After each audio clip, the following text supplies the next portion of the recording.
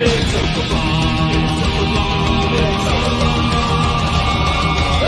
night in with MauLer and the drinker, getting trashed with the web screen dinkers. A cheap night cause I'm feeling kinda thrifty, got a 10-pack of beers and a bottle of whiskey. Hop up the cork, have a glass of wine, that's they'll say I'll be fine. Trouble walking in a straight line, but pour me a Pinot Noir. It's open bar with our hosts, MauLer and the critical drinker.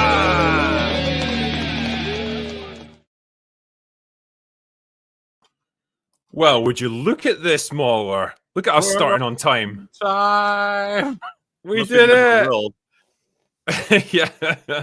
Well, just for once, people can't accuse us of being late and gay. Now we're just gay generally, so yeah. Generally, yeah, not bad. You got to own it sometimes. You got to own it. And well, we were so excited to get in tonight and start talking about such quality entertainment as Ironheart and Jurassic Afterbirth World. We just had to get going. And yes, an unfortunate update. I have indeed now seen Dominion. Holy shit! That's all I've got to say on that one. Oh yeah, you hadn't watched Dominion either, had you? No. This is kind of like when I didn't watch that first Ghostbusters requel, and now I had a really bad reaction to that. But like similarly with Dominion, I was shocked. That is a horrifically, awfully written film. I mean, we did try and warn you. We really did.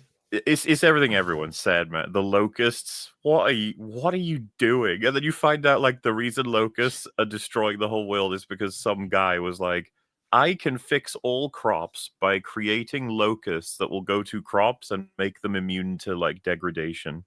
Yeah. And he sends them out and it turns out they just turn evil and eat everything. And he's like, oh damn it. Were you really pleased with what they did with the original cast and like how much I was actually spending a lot work they did there?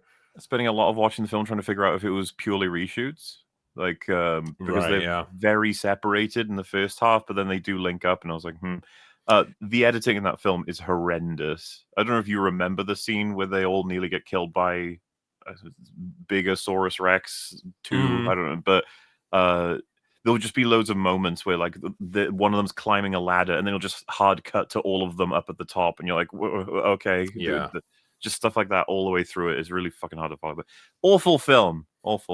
Getting that out of the way because we've got too many awful things to talk about tonight. We do, yeah. We're kind of in a target-rich environment. Before we do start the ranting, though, do you want to get some pointless facts in? I can give you some information. Give us some fun things before the night ends. Let me tell you about the year of our Lord, 1949. Well, in news, in like geopolitical stuff, the North Atlantic Treaty Organization, NATO, was formed on April 4th. So an organization that was designed originally to combat Soviet aggression against Eastern Europe. And, well, it's still running to this day.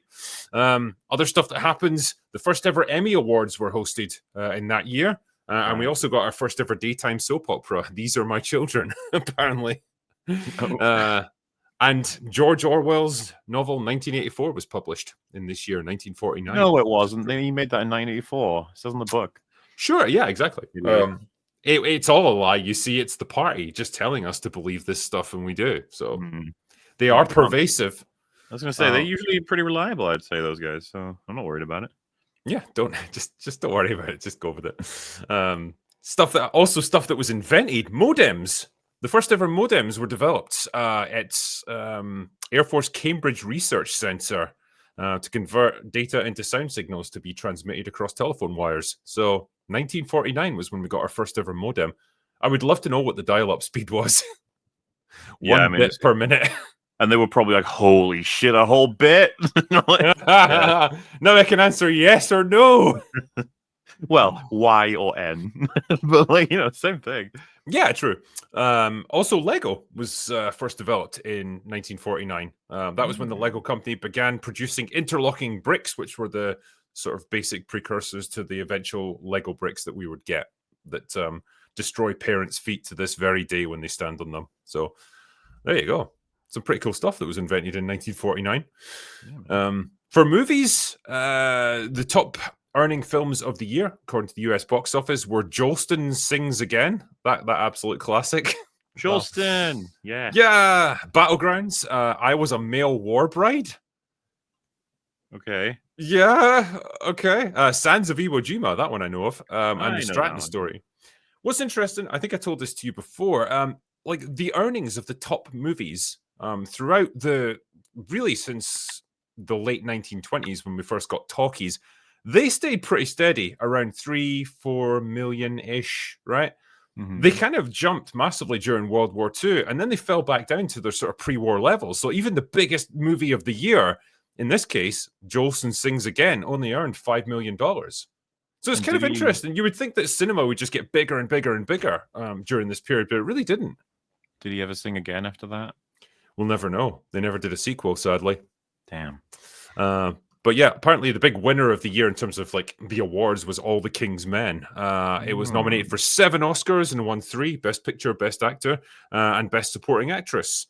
It also won 5 Golden Globes and was nominated for the Golden Lion at the Venice Film Festival. So, very good movie. In terms of people who were born that year, famous people, Sigourney Weaver, Ellen Ripley herself was born in 1949. It also gave us Bill Nighy, yay! Hey. Meryl Streep, yeah. John Belushi, woo! Andy Kaufman, George Foreman, and Ric Flair, the greatest of all. Nice selection in there, yeah, not bad. Yeah. So that right there. Oh shit! Michael Madsen's dead. Really? Yeah, it says Reservoir Dogs, Kill Bill, and Donnie Brasco actor Michael Madsen dies at age 67. Aww. It's a shame. Shit. What did he die from? Or was it too early? Know, yeah. I think, this is quite new news. I mean, hopefully not true. You know, sometimes it gets announced and it's not true, but I think it's unfortunate. Yeah, I'm just seeing what chat's saying. One person says, "What, that health nut?" I mean, yeah. It's on everything, so I think it's true. Yeah. Right. Shit. In that case, rest in peace, Michael Madsen. Yeah. He really perfected like the laconic sort of delivery, didn't he? Like that was very much his style. But yeah. Well, I mean, he helped Reservoir Dogs big time in terms of just the presence he has in that film. He's quite absolutely. Don't forget that one scene. Yeah, exactly. People are saying he died of cardiac arrest, apparently. So, yeah. The man did like his drugs. All the drugs. Yeah, but, like I said, rest in peace. That's a big shame, but there we are. Yeah. Well, how about we bring in the rest of our panel so we can... Yes, on that cheery note. I know, yeah. This is... All right, well, welcome to the bar, everyone. As the Angry Badger and Echo Chamberlain. Welcome, gentlemen. Hey, to have you on board. Hello. To be here. Yeah, hello, I just looked at the Hollywood Reporter, and they're making Jolson Sings Again. It's going to be starring Pedro Pascal. So that's good. Naturally, finally, he's going to get a role. It's when I saw that they were talking about remaking the Indiana Jones movies, people were just like, "Don't do it!" And there's like Photoshop pictures of Pedro Pascal's face. We might accidentally speak it into existence, telling them not to do it. So we should just stop talking about it. Yeah, it's like Voldemort. Yeah, just don't name him. But yeah, I should start by saying, well, congratulations especially to MauLer and Az, because Saints and Sinners on the Rippaverse has now officially sold more than 10,000 copies, which is congrats pretty to neat. Yourself as well, isn't it? Yeah, congrats to you. Because you're also a writer on the book, so I was indeed. You're also on the hook. Yeah. You're also part of this Rico. I don't want to congratulate myself on this one, but no, it's great to see it doing so well, and may they go on to even bigger successes. So well done, Rippaverse. Cheers. But still over 2 weeks ago as well. 15 indeed, days. So who knows? Hunting down some of those other books this year. Yeah, who knows where it's going to end up. I think we need like another 800 copies sold, and we beat Yaira 2. And then if we get another 800 after that, we'll beat Isom 3. And then if we get another, 1,000 after that, we'll beat Horseman 1. So it's time to hunt these ones down. I think it's about time we beat everyone and show them how it's done. Oh. Let's do it. Anyway, well, I mean, that's all good news, but it hasn't all been good news this week, especially not if your name's Neil Druckmann.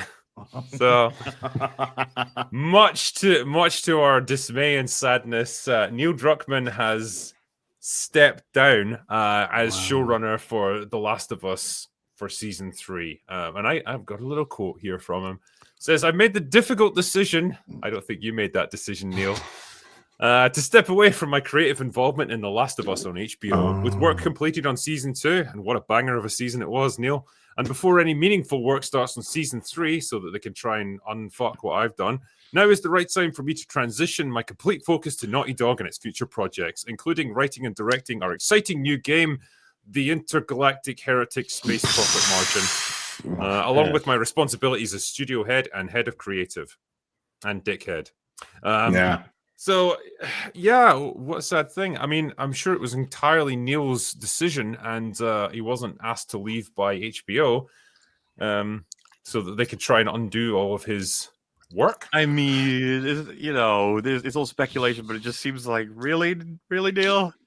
Because especially with some of the work that he does, you sometimes get the impression with a man like him, especially with the things he said, that it's like, oh, TV was an upgrade from games. He gets to be in a prestigious and respected format now. And then, the first season comes out, does pretty well. And he's like, ha, let's go. And then the second one comes out, crashes and burns, of course. And so now he's like, oh, shit. And they probably, someone's head had to roll for that, right? Like, yep, they absolutely did.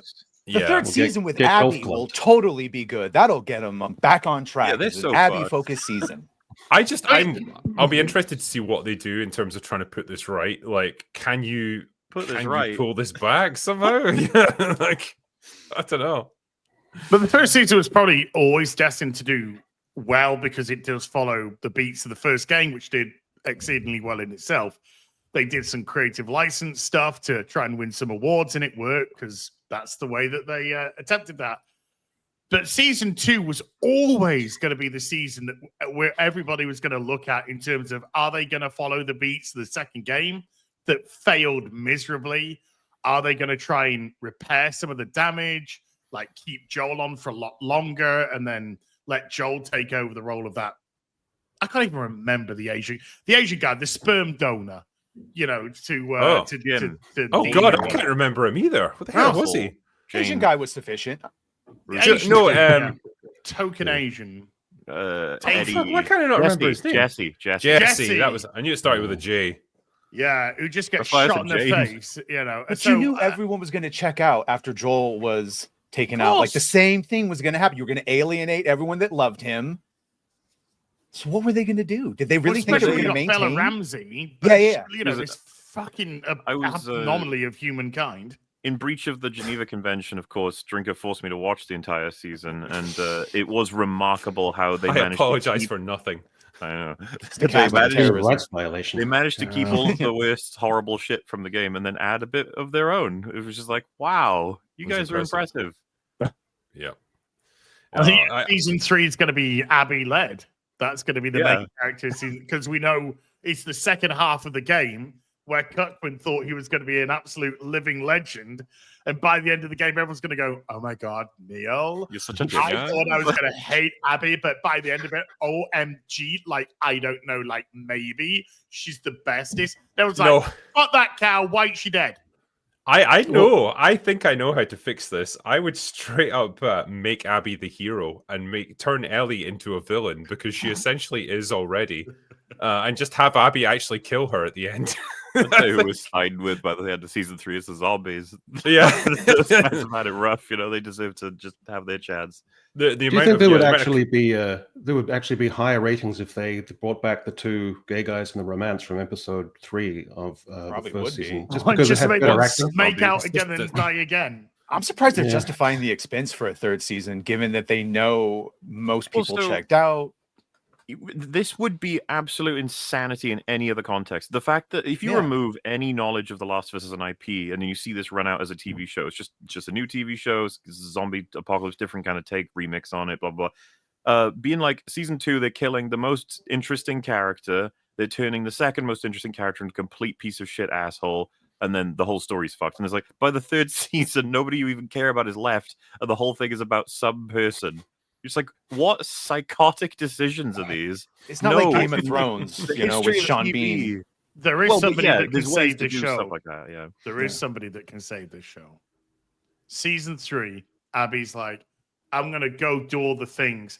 And then this hero steps in front of her, pushes her to one side and says, I, Fat Geralt, got this.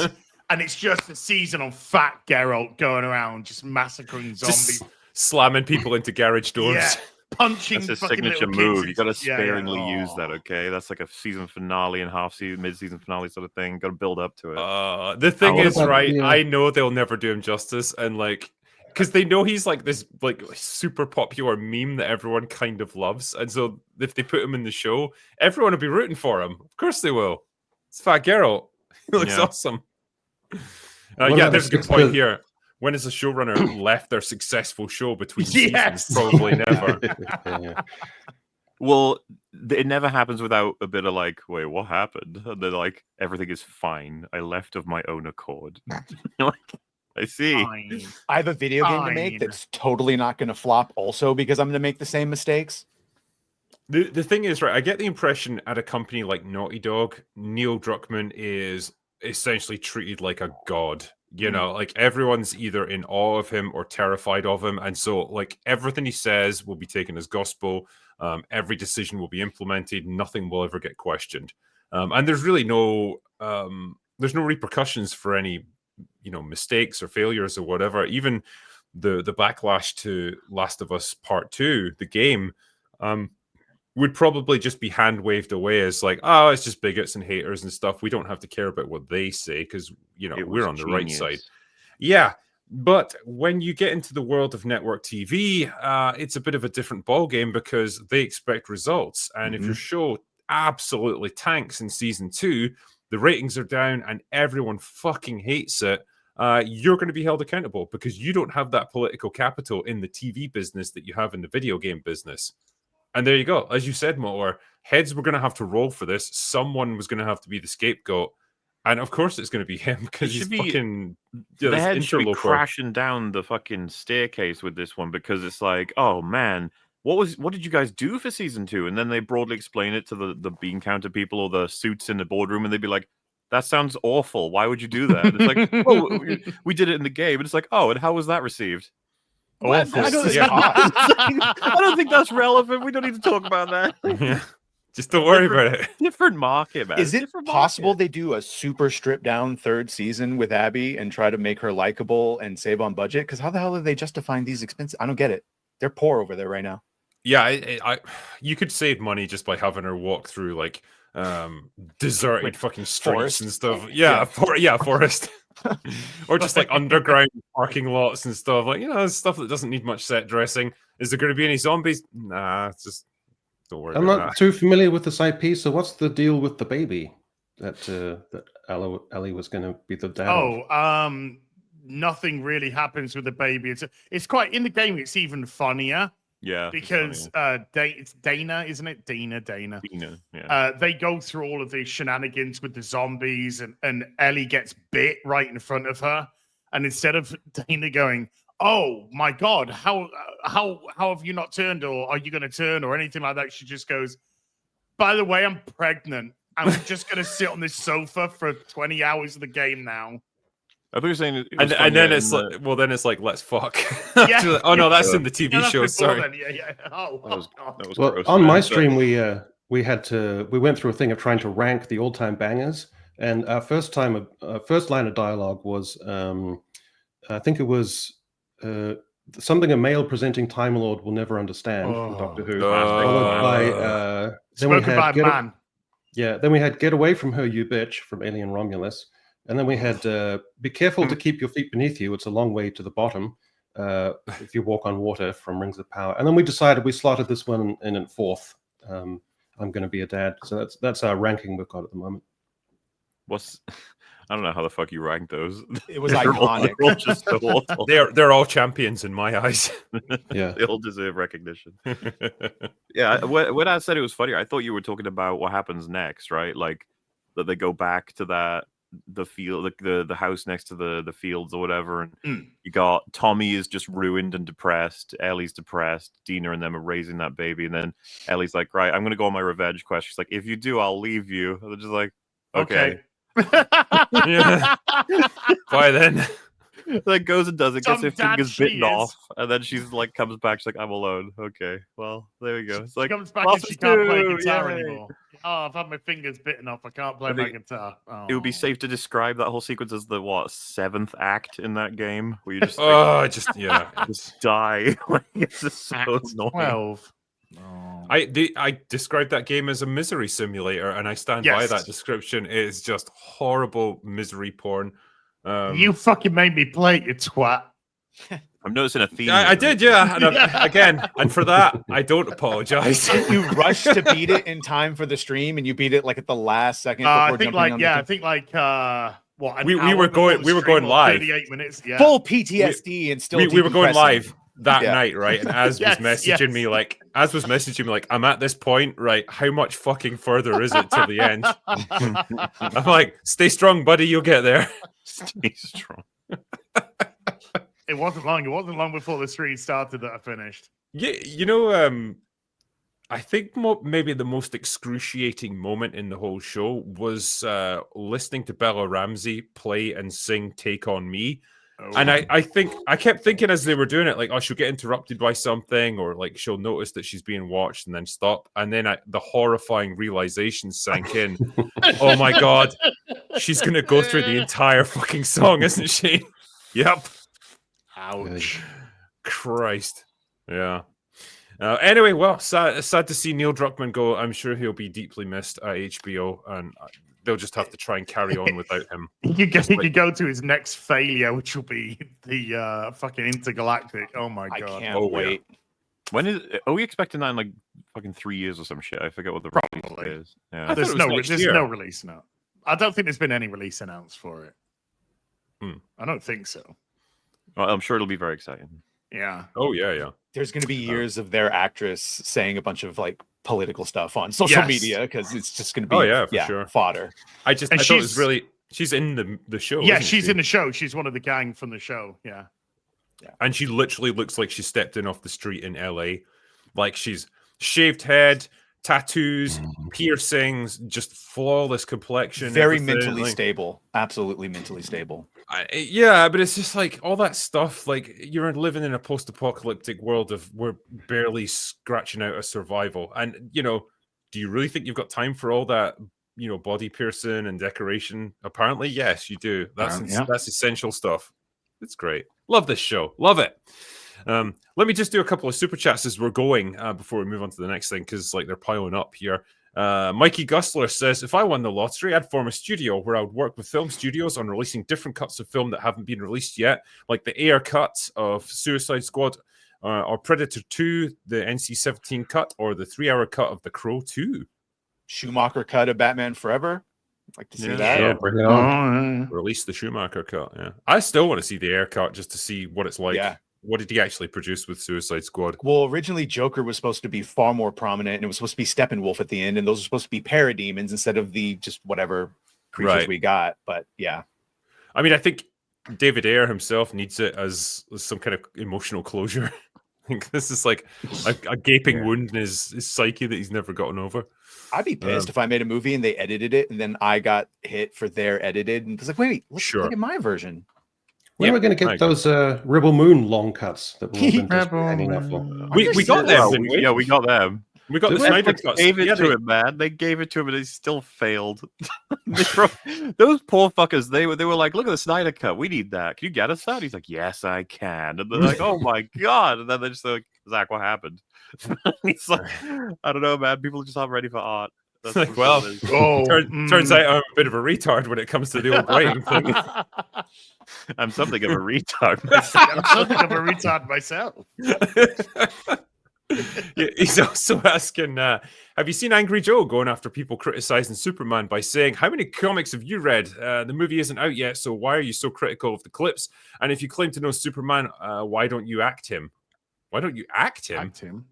Well, like, I know what it means. That why clearly Gunn is pulling from a lot of comic book stuff, but that doesn't mean it's gonna just be accepted. Like, yeah, it's in the comics, but whenever people pull this shit, you can always flip it when they're just like, why are you so negative on the, like all this marketing and stuff? You haven't even seen the film yet. And it's like, why are you so positive on it? You haven't seen the film yet. Mm-hmm. I mean, I do believe like it's good to go into things with a bit of good faith, or at least like giving it a fair shot. I have treated the marketing with good faith. Yeah, I was going to ask you guys, like, are any of you suffering from a bit of Superman fatigue already? Like, yes, already. I feel like I've already seen it and been through it. Yeah, exactly. I don't know what it is. It's like they are hyping the shit out of this film. Like they are doing everything they can to push it. But I think like there's a kind of tipping point with marketing where you can almost sharpen your movie to too fine a point, and actually it becomes counterproductive. And I feel like we've reached that point with Superman. They have shown us so much, so many trailers, so many clips from it. It's like, okay, I almost don't want to watch the film now. Yeah, I went through it the other day. You had a teaser trailer, the main trailer, a second main trailer, and then 2 10-second clips from the film. And most of those weren't good. Yeah, the terrible, like the one where the teeth get punched out in slow motion and the teeth seem to bounce off the screen of the camera, and then the marketing's been horrific scene since the first scene reveal in the office, of him putting his shoes on. The stupid scene of him with the dog, and he's irritated with the dog. Why would you choose these banal little clips? So I already feel inured and bored of the whole film. And we've got the kaiju, the new clip with the kaiju, where there's a completely different dog. Well, pestering him. I don't have the quote on me, but the shot that came out, you guys remember earlier on, where he's in like it's just all ice around him, and people were like, "Whoa, that looked weird," and a lot of people were like, "No, it looks great actually." And James Gunn himself said, "Yeah, that's a shot that got past me." So it won't be in the final. Yeah, but then the new one looks almost functionally the same. If the criticism is that Gunn uses animals for emotional manipulation, he's certainly doing it here with Crypto and then the dog in the trailer. And well, did you see the interview with two of the cast? They blurted out that they've cut out the part where Ultraman beats the shit out of Crypto. Yeah, that was in one of the test screenings, and then they cut it out that Ultraman punches Crypto. But personally, Crypto's a little shit. He deserves to get hit. But I mean, who would have thought that like audiences wouldn't like to see a little dog get the shit kicked out of it by a big guy? He's super powered. Crazy. I know, but it's the aesthetics of it. Jesus. We all know how films work, especially when it's aiming for families or whatever. It's like you probably don't want to have anyone kicking a dog that isn't immediately annihilated or something. Yeah. Well, it doesn't make the bad guy worse, but that's bad guy 101, right? You kick the dog and you're like, well, that guy's going to die or that guy's going to get beaten up. Yeah. When the director starts coming out and accounting for things, that's always a terrible red flag for me. Like talking about the glasses and saying that they do this or do that. I don't want a director accounting for things prior to the film coming out. I don't want James clips. It's annoying the hell out of me with this. You just keep talking.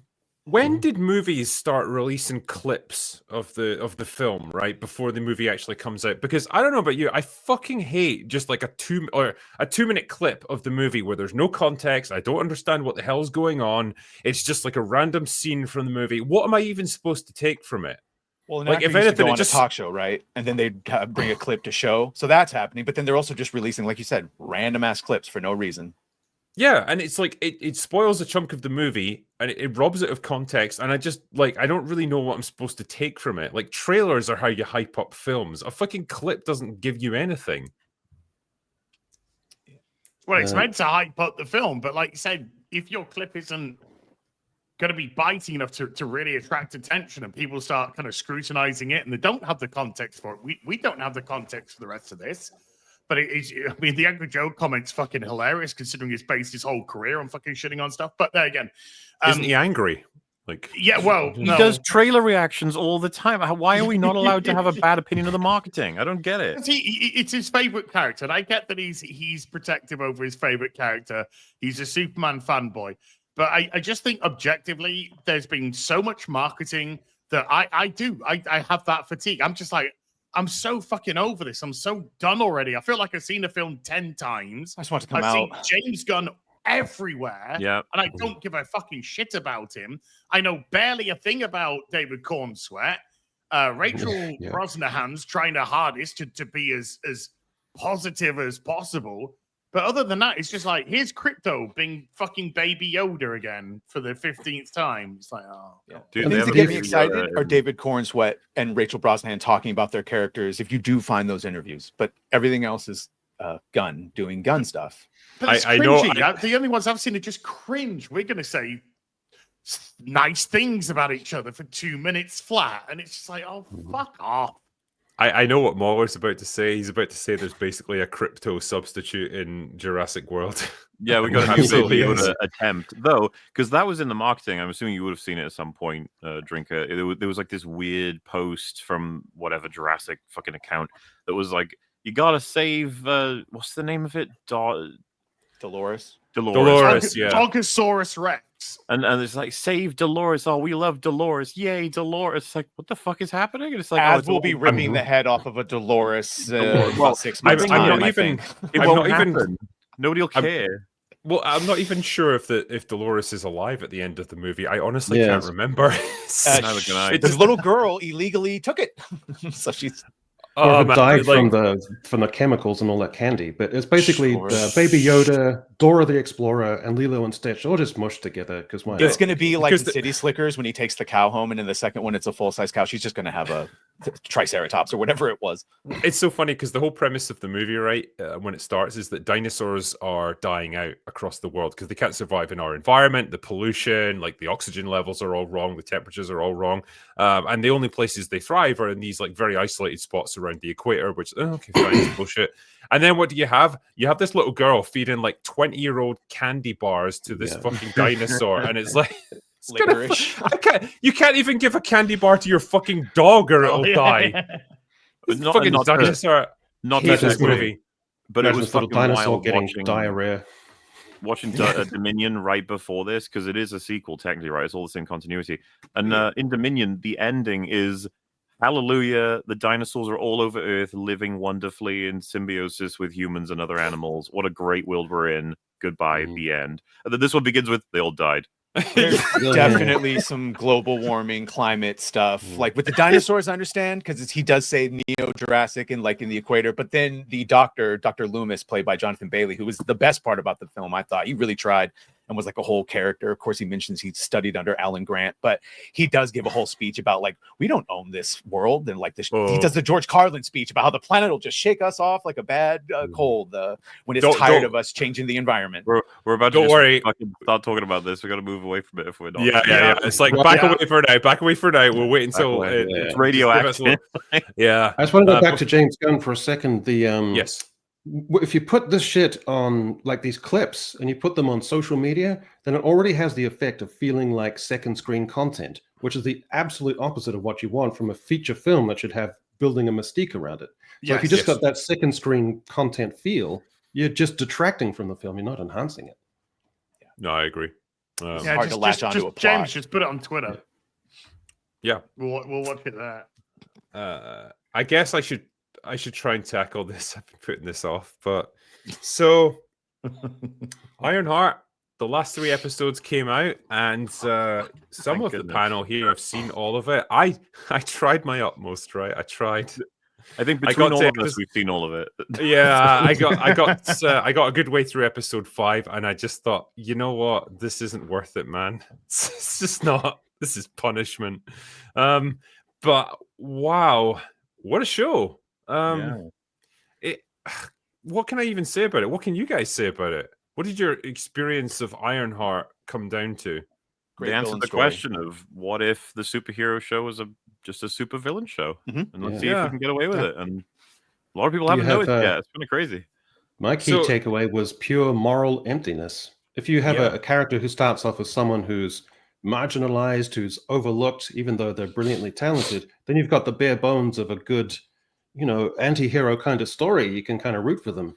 But if you have someone who starts off with, they've got an all expenses paid Tony Scott scholarship to MIT, and you've got every opportunity possible, and you squander all the resources and all the goodwill, and you tailor-made exactly curriculum and then, for them. After you've been expelled for illicitly giving marks and ideas to other students, and thus devaluing the actual achievements and efforts of multiple schools. Multiple, not just hers. 2 minutes after that, you're solicited by some shady dude, and you give up your moral compass and all your integrity. Never had one. And then you just join a rank criminal gang. And this isn't like an Ocean's 11 criminal gang. This is one where they break bones and maim people and shatter people's spines and hurl them across desks just because they're security guards just doing their job. Kill them. So it's the most morally empty rank show, and it just keeps oscillating back and forth between I wanted to do this so I could build suits for first responders and do good, and then other times she'll say I just did it because I wanted to, or I just did it because I wanted to be. Yeah, like why did you want to build this suit when there's all these other useful things you could build? And she's like, I built it because I can. What the fuck kind of answer is that?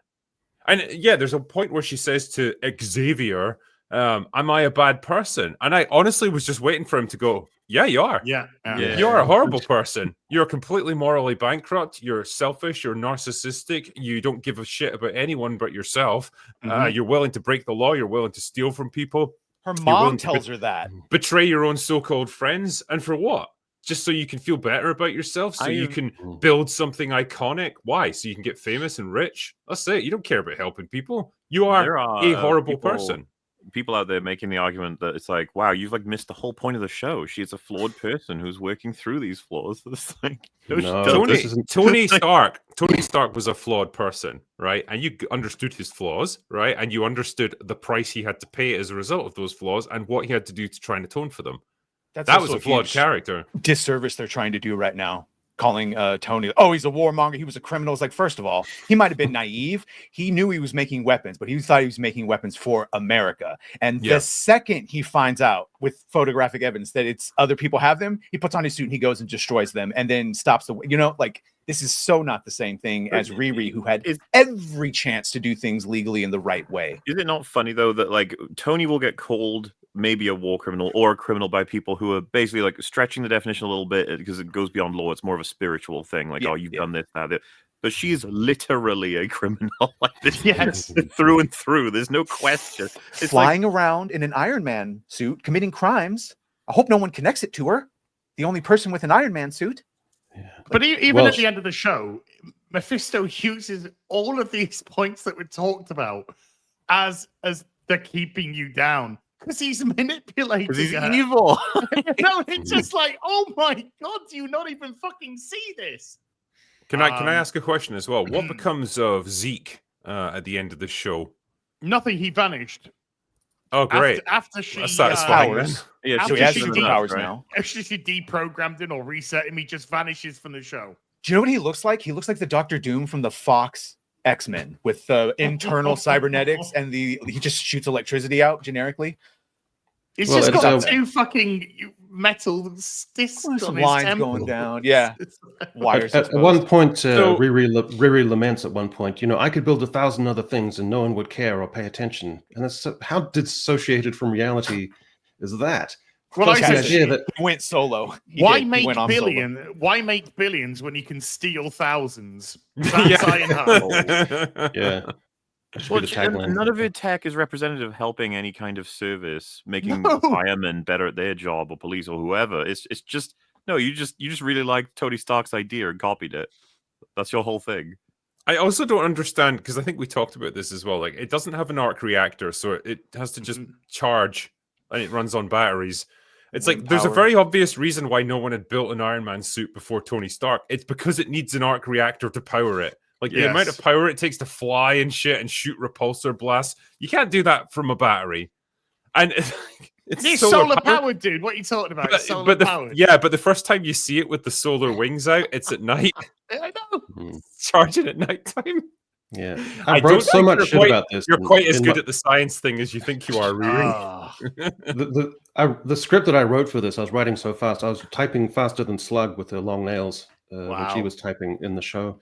Because there's just so much crap in the show. It was so sad when the character is the least of my issues. Well, there's a great scene where Slug is supposed to be doing like the whole computer hacking thing, and they give a close up of his hands on the keyboard, and they're not even trying to pretend like he's typing. He's literally just going like, just mushing. Yeah, it's just like that. It's like that is hacking. I think you'll find. What even is this show? It's amazing. What annoyed me was the character of Joe. I thought, because I was born foolish, that they were going to introduce him as like a character who's living under a facade of a humble, wimpy suburban guy, and that's his front and his facade. And then there'd be a cool scene where that would break down, and we'd see this cool reveal of him as a more complicated and nefarious and insidious character. But no, he's just a stupid, wimpy dude. So that's his thing. Yeah. The Ironmonger legacy. Even when I'll tell you what. Actually, there's one amazing thing in the show, which is Clippy. Ironheart, to save herself, lets John die. Right? She could have saved him. She lets John die. She's responsible for his death. Joe, aka Ezekiel, has the opportunity to kill Riri, and he doesn't. And at that moment, Ezekiel's the better man. He's the better person. Yes. He's a better person than Riri Williams, because he knows that if Parker finds out he's dead, but he still lets her live and gives her an opportunity to get out of town. And it's just like, holy shit, your villains have a better moral compass than the fucking hero. We're not being hyperbolic. Like, literally every character there is better than Riri, like has some moral savings that's better than her. And also just how far we've fallen, because someone mentioned it today when we were talking about the cross-dresser slug. If anyone's seen the show Banshee, which I think is absolutely goated, there's a cross-dressing woman behind the chair, whatever, and no one questioned it because it was early 2000s. And yet here we are with Slug, and it's just so on the nose, and it just adds nothing. What becomes of Riri at the end of this? So, like, Parker has the hood that's, I guess, a tool of Mephisto's to manipulate him into doing bad things. So what's Mephisto's plan here? And then what becomes of Riri? Because I haven't watched the final episode. Probably not gonna. Well, can I? Okay. I got to give context here, because Riri Williams is such a fucking retard. She doesn't actually get what she thinks she's going to get. So at the end of the show, she makes a deal with the Mephisto for a soul. And she literally sells her soul. Yeah, she sells the soul to Mephisto. Could we be clear, though? No, I want to be clear. She doesn't get the details. No, she doesn't know it's her soul. He says it's something she won't miss. To Mephisto for the AI of Natalie to come back, because it's wiped, because they have to power the fucking iron suit by magic in the final episode, and it wipes Natalie, the AI. So she wants Natalie back. She wants the AI back. So she has that. Mephisto gives her the real Natalie back. So when she realizes it's the real Natalie, we're all like, wait a minute.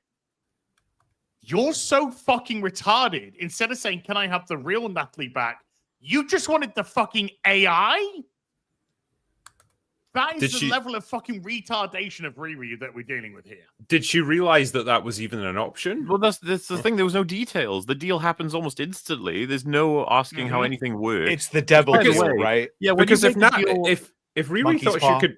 If Riri thought she was, she needed to get the AI of Natalie back, couldn't she just plug herself into her laptop again and just scan her brain and make another one? Yeah, and takes 4 hours. She did it. Yeah, 4 hours. Like, you can do that. No, she doesn't know how to do it. She turns it on, she puts the mixtape on, she falls asleep. And yet that's how you fucking do it. There ain't nothing interesting about a fucking monkey's paw. If, say, for example, the wish is like, do you want things to go the way that you'd like? And you go, yes. They go, Did you guys like Sasha Baron Cohen, though? I actually did like his performance. I saw what they were trying to do, and the stupid reflection, but it's a waste. It's a waste that they waited for this now here instead of the end of WandaVision or far earlier. He didn't have too much to go with, but he was really good in the final scene, because he's literally just saying everything the audience is saying about Riri. What Riri isn't, but he's saying it as a manipulation, because that's exactly what she believes, which just makes her look like a complete villain at the end of the show, because he just highlights all of her faults, all of her strengths, but we know that they're faults. Yeah. You've been held back. People, it's always you against everyone else. He's doing all of the kind of stuff that she isn't, and she's going, she's fucking buying into all of it. The scene where he's bullying the hood guy in the elevator, that was where I was actually vaguely like, my eyes were like, huh? Is something happening that's like a TV show? No. I got a question though. Why did he take over his dad's house and then go back to the pizza parlor? I don't know. Nobody cares about that character. The show didn't care about him when the episode was coming to its end. It was like, whatever. I quite liked him until the final episode when he just turned into a pantomime villain out of nowhere. I always thought he looked silly. I just didn't quite get into it. I honestly came this close to just stopping when they went to that like herbal crystal shop. That's what I was going to ask you. What about it takes them to like another dimension. It's like they're all Black magical. Girl magic. Because that's the Strange Academy. It is quite literally Black Girl magic they've got going on in this fucking show. They've given the fuck up, haven't they, on any rules for anything? Because after Agatha, witches are just everywhere doing magic. Because you know the point of comparison with this show is Tony Stark and like the first Iron Man movie, right? And I imagine Tony just sitting there like looking at this almost like in a crystal ball, like what this is all leading to. She's setting up Strange Academy. They're like Harry Potter thing at Comertage. Like that's literally either a show or a movie. But like that's what she was saying. She goes there, and haven't you heard of Strange? They're gonna have a TV show about that. I hate the MCU. I actually despise it. Yes. I've gotten to that point now. I'm not even gonna pretend that there's anything worthwhile in it anymore. It is just a money-making enterprise. And it's just everything is about I tell you what, selling the new product. The little lass, the little magic lass, she should have been Riri Williams because she looked much better than Riri. She had a much more quirky personality, which would have actually probably gone together with the genius sort of aspect of what they're trying to convey with Riri, but they can't because she's fucking retarded. And the glasses and the everything about her I was like, shit, they should have just put that lass as Riri. You would have been much better. I was actually kind of all right with that character. She at least wasn't I thought she was the best. Yeah, the best one in by a long shot.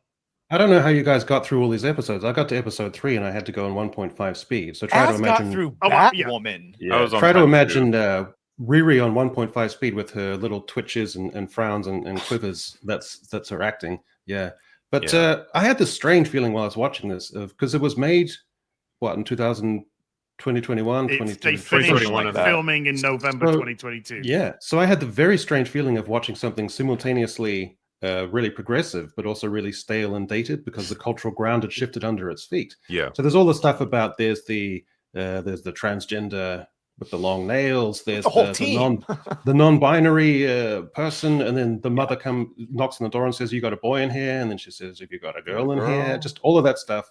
Also wrote, and so it feels really strange, really kind of dated. Yeah. All of that whole stuff. I can't breathe fucking shit. Question: is this the last major girl boss that we're going to see on the screen? No. Apart from Fantastic Four. I think this is I think this is the most blatant progressive pushing show you're ever going to see with Marvel, because like you say, the cultural zeitgeist has very much moved on since then, and this is a horribly dated relic of a different time. You'll never get something as blatant as this, but holy fuck. I look at this and think, this is a cautionary tale. Like, if things had gone differently, every show would be like this. Every show would look like this. It would push all this garbage, and it would be unrelenting. So it's not over, though. It's that quote from Terminator Genesis, you're an ancient relic from a forgotten timeline. Like when Doomsday comes out, Scarlet Witch will probably be a narrative lead, and some of the other women. Even by the time we get to X-Men, do you really think Cyclops is going to be the lead, or is it maybe going to be Storm and Jean Grey? Which there's precedence, but still, if there's a chance, they'll always pick the female option. I just think I can totally see why they delayed this for so long. I imagine they were thinking out ways that they could edit out most of the diverse fucking team of or recast the actors or something like that, and they just realized, nope, it's too integral to everything. We just have to roll with it. We're just going to put this out and hope for the best. We've got a group of people though. We've got the Blood Brothers. We've got the Blood Brothers. We got Ghost. We've got fucking RuPaul's Drag Race. And these are the people that we've seen in the show have gone into multi-billion-dollar companies and subverted them and taken them over. And they can't even beat a little fucking 4'10" black girl in a takeaway restaurant without a suit. White Castle. Without even a suit. That was baffling, that. Like, these two brawlers, right? The big lesbians that beat each other up. I don't know what they were trying to tell us with that. But anyway, those two who are like they're entirely defined by being really good fighters. They couldn't take out Riri together, and she's not a fighter. She's about the intellect. She's about the engineering. She's about the suit. But like, what is the point in them then? Like, why did they do a scene like that? Well, first of all, she disarms one of them by shoving a half-eaten hamburger in their mouth, and they go, There you go, fatty. And I'm just like, literal naked gun joke. yes, it's naked. It's the naked gun. There are worse ways to go out. And then Ghost, It's a White Castle burger, though, man. Ghost is like crouching down on the top of the service desk. So you got the dining area behind you, you've got the kitchen in front of you. And we get a view of how tiny the kitchen is. And she's like, "Where are you, Riri?" It's like, there. There's nowhere she can fucking go. It was. She's right there. One of them hits her in the head with a fucking fire extinguisher, like it's a club, and she's fine. Yeah. Like But just stuff like that. Guard's been knocked out and KO'd. Missed opportunity to not have it be a Waffle House instead of a White Castle, but either way. Yeah, this is the show that has everyone knew what we were the show. thinking. Yeah. The show has plot armor, socio-cultural armor, and literal armor in it. So that's a trifecta for the show. Well, they point out that it's like a mostly black writer's room. We're like, yeah, that's the problem. This is how you are writing your own. This is not good.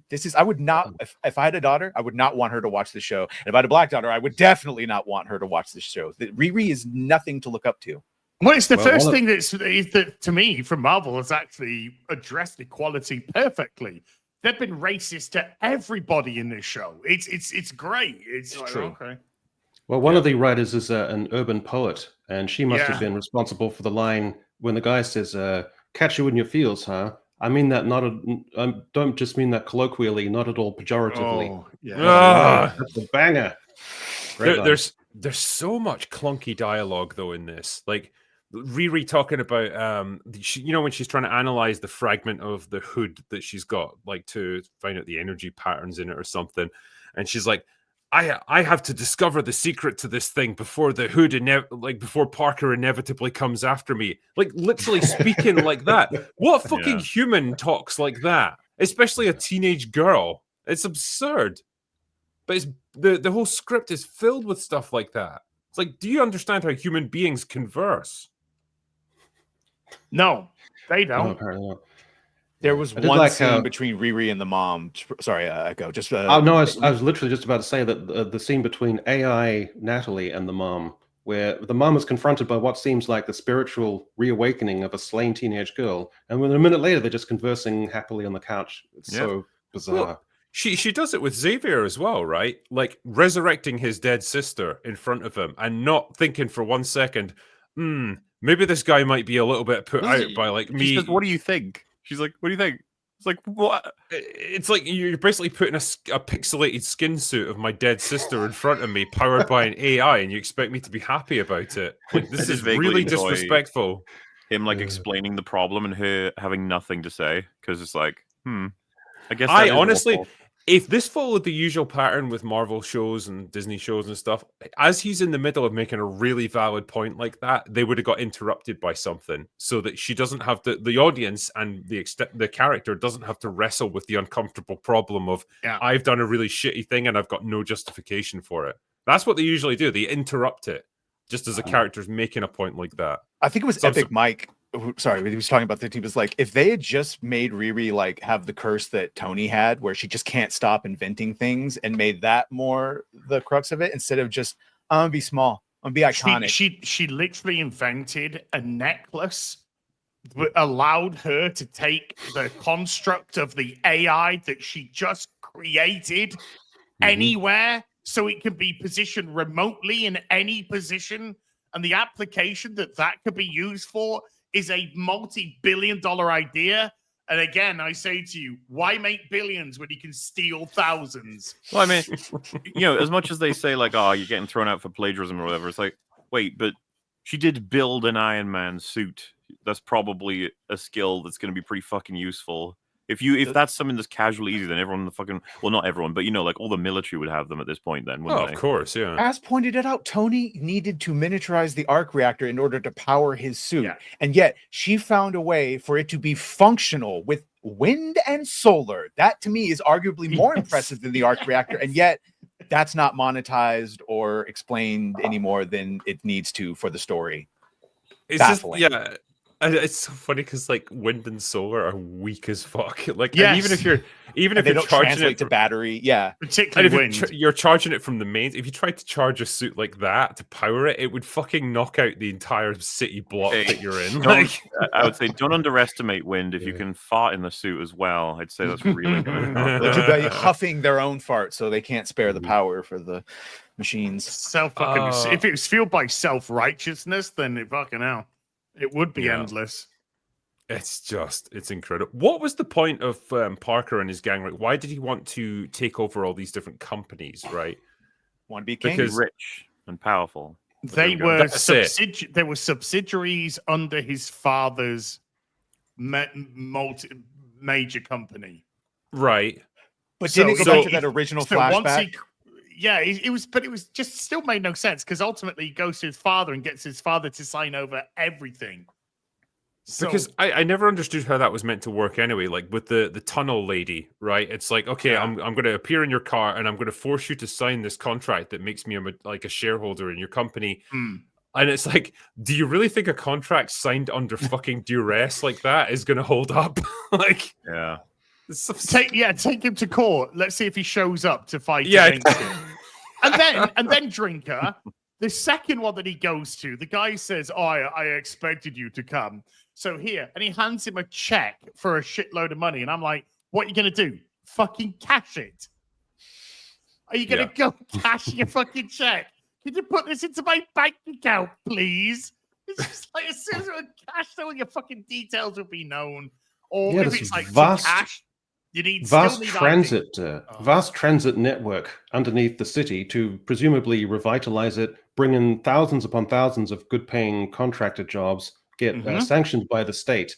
But we get, someone makes some random vague allusion to the woman, and then Riri says, "Yeah, screw her," and that's all the moral fiber that we need to then get invested in this. They said that it displaces communities above. I'm like, what? Yeah. It's underground, you twat.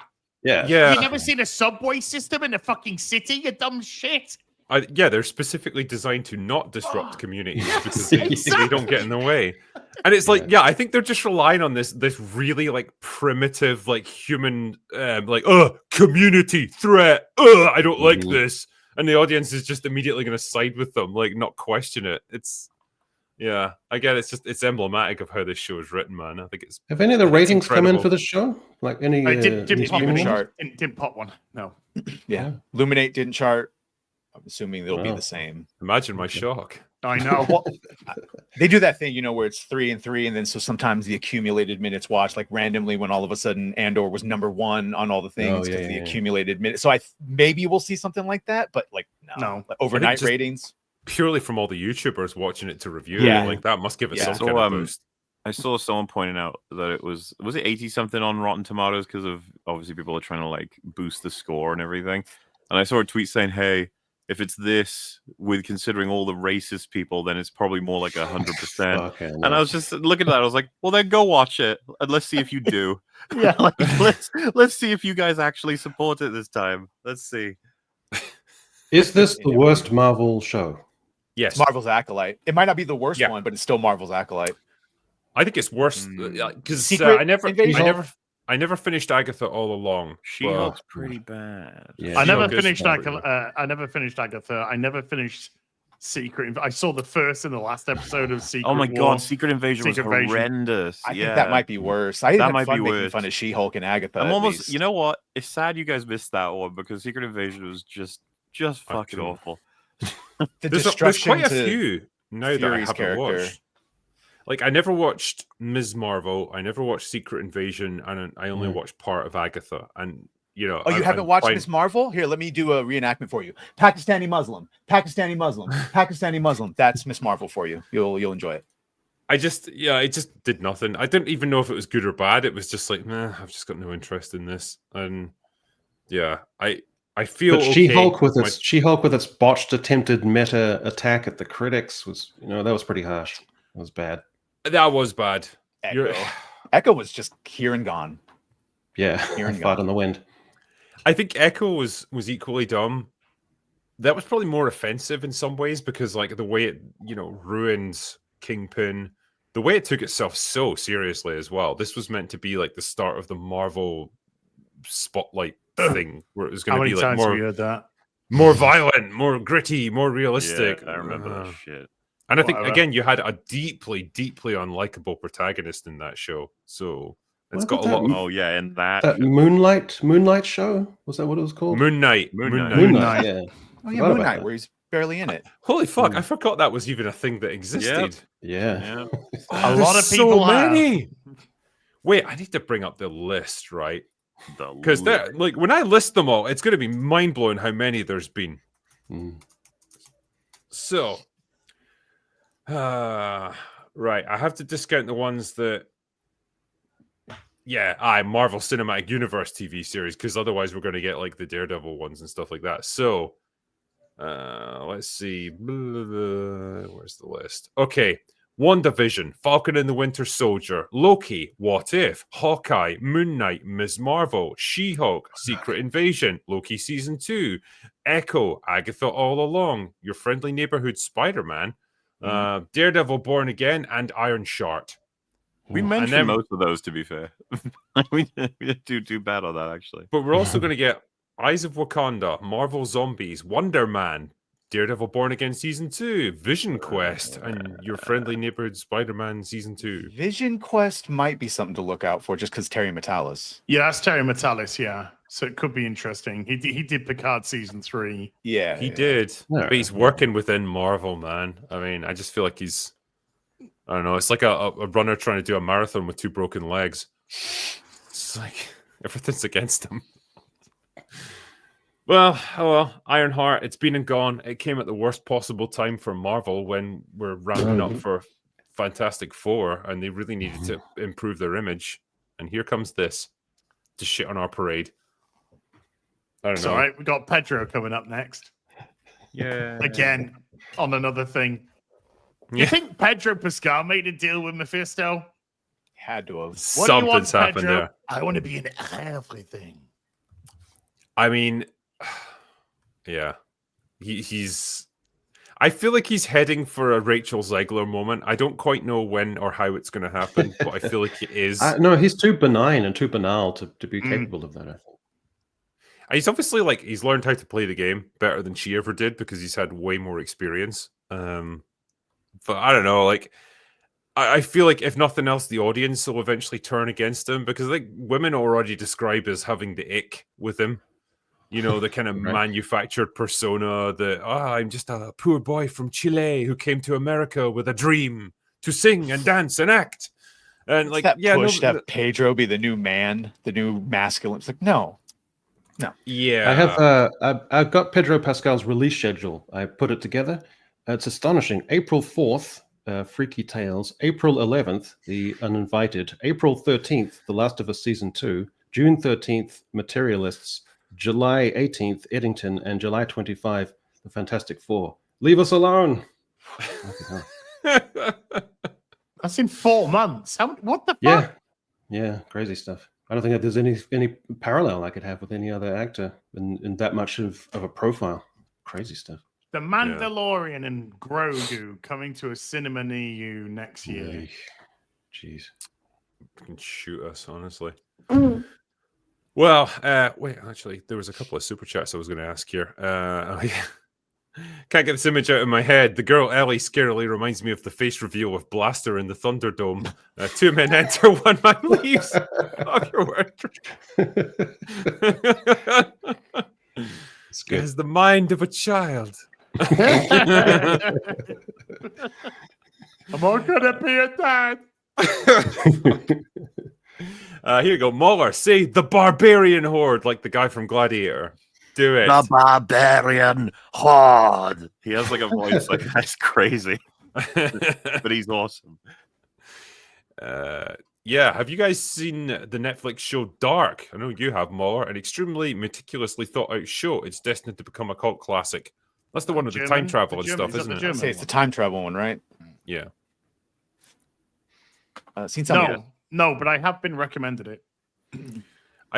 MauLer told me that it's too complicated and it's hard to follow. And if him with his giant fucking space Christopher Nolan brain can't figure it out, then what chance have I I don't want got? to put people off it. It might have just been not my thing, you know. Like in terms of, I got lost with it eventually. There are like several timelines and several characters that are the same but past, future, present sort of thing. And tracking it gives you good rewards for storytelling. But I got lost. I was like, oh, subtitle? Shit. Oh yeah, well, it's German, right? I think. Ah, okay. Yeah. I hope it's subtitled. I didn't just watch it in German without subtitles. I have no idea what's going on. What is going on? Maybe there's a dub. Somebody speak English. There's a hidden message in the movie. The Greatest Slow Man says, I was in a shop and I saw a cardboard display of the new dinosaur from Jurassic World Rebirth, and all I could hear was Danny Trejo's voice telling me that the witches of Dathomir used to ride them through the forest. It is a retarded dinosaur. We will get to that in a moment. And in fact, oh yeah, wait, I had to do this one as well. Drinker forces MauLer to watch Last of Us 2. I apologize for nothing. He forces us to play Last of Us 2. I apologize for nothing. He fails to finish Ironheart. I apologize for nothing. Yes. He's consistent. About time he got called out. Yeah, you're right to call me out on that one. And you know what? I do, in fact, apologize for this one. This wasn't like me, invoking Prima Nocte or anything as the leader of Open Bar. It was me just saying, I can't. I fucking failed. I couldn't get through the show in time. You were defeated. Yeah, Ironheart beat me. I don't know what to say. It beat me like a red-headed stepson, and I feel bad. But as my friend, we're going to talk about Jurassic World, and you're going to go see Jurassic World. I am off to go see it now. Yes, we don't want to spoil the experience for you. I know. When I got told, you know how all of this shit starts? No, it's a Snickers bar. I'm like, I'm fucking in. You'll know exactly what I mean when you start the film up. But yes, I'm excited to talk about that specifically, actually. Yeah, a multi state-of-the-art, incredible installation is ultimately derailed by a floating and wafting Snickers bar that gets into the electrical units. Brilliant. What an exciting incident. I'm off to a beautiful cinema tonight. I'm going to be watching this in a beautiful lap of luxury, and it's going to be great. No, you're going to be like me. You're going to be sitting there looking like Rachel Reeves, just tears streaming down your face. It's going to be a nightmare for you. I'll tell you before I go though. Anyone here watch Squid Game season 3? I've started it. I'm like 2 episodes in so far. I will see it before Real BBC. What are you thinking? What are you thinking so far? I mean, like they're doing the stabby game, and so it's fine so far. It's just standard Squid Game stuff. Okay. Yeah, I don't really have much to say until I know where it's going, really. Like, I'm really fucking tired of the whole, like, guys on the boat searching for the island thing. That is slow burn. That is the slowest of slow burns. Dude, that pays off brilliantly. Do you know what the payoff is? They find the island. It doesn't pay off. Right, okay. Well, it didn't in the first 2 seasons, so why break tradition? Sure. How fucking hard is it to find this place? Like, is there that many islands? Really? You know the end of Squid Game season 1 where the 2 brothers are on the top of the cliff top and he does the thing? Yeah. It's just that over again. Right. I love this show. show. The first time, I guess. So. It's like you live long enough to see yourself become the villain. Yeah. Okay. I'm looking forward to speaking about it on Real BBC next week. Then, thank you for having us on. Big thank you to the rest of the guys. Great to have a little bit of chit chat about Ironheart. My reviews will be coming over the course of the next few days, guys. And then massive thank you for letting us hit 10,000 copies sold of Saints and Sinners. So huge thank you to everybody who supported that campaign. Still 2 weeks left. We can still do a lot more damage. So thank you, everybody. And I'll see you guys later. Awesome, man. Happy buys. Love having you on, mate. Help us humiliate all the other authors within the Rippaverse and let us beat all of them and show them how it's done. What I was going to highlight, by the way, upon talking about that Snickers thing, someone in chat said that is literally barely a part of the plot. The entire film rests on that Snickers wrapper. The entire film. Let's do it, right? Let's talk about Jurassic World Afterbirth, right? Okay. So, yeah, as you described, the movie kicks off 17 years prior. And keep that in mind, actually. That's already confusing. Yeah, 17 years. Why? I don't know. But it's going to be relevant later, right? So this is like the research site, one of the 57 other research sites that they had for Jurassic Park back in the day that no one ever talked about. Yeah, they've got mutant, horrible, scary dinosaurs in like in a containment area, and you have to wear like all kinds of biohazard suits and stuff to get in. And as you say, MauLer, one person is eating a Snickers. It falls into the door and gets sucked into the ventilation system, and it shorts it out. And it doesn't just short out the door that automatically closes behind you. It shuts down the entire security system and lets all the dinosaurs out. Ouch. Why? Yeah, don't know. What security system that engages a lockdown after a security breach releases all prisoners? What? Why would you do that? Yeah, I think it's literally someone's tampering with a door. Quick, let everyone out. It's literally supposed to be a little vent for bugs. So if a bug flies in, it gets sucked into the thing. Except the guy just litters his candy bar. I kept waiting for someone to like, they're not just going to let him drop that in a clean facility, right? No, just drops it right into the thing. Why would you have brought one? Well, he was getting hangry, MauLer. He needed to have the energy to go mess with the cross-species dinosaurs. When the dinosaurs started getting released, by so I was watching this. My mom wanted to see the new dinosaur movie, and I was like, "You'll regret it." Like, it's fine. When that happened, it was quite impressed, almost proud. She went, "Oh, come on!" You're like, "That's my mom." Next one. Look at you go, finding a problem. The DNA has to come from somewhere. It just struck me that going from the original film was uplifting from 1993. Dr. Grant takes off his sunglasses and looks at the enormous dinosaur, and there's a swell of John Williams. It's uplifting. It's kind of magical. And now we've got to the point where dinosaurs are banal, like they're literally a dying dinosaur holding up traffic, and everyone's pissed off about it. Echo, may I make a point with this? Because I feel like this has settled the great dinosaur debate between MauLer and I. This movie fucking proves that people will eventually get bored of dinosaurs, MauLer. What do you mean? The movie's awful. It proves my point. But isn't that what that meant? That people were getting tired of dinosaurs.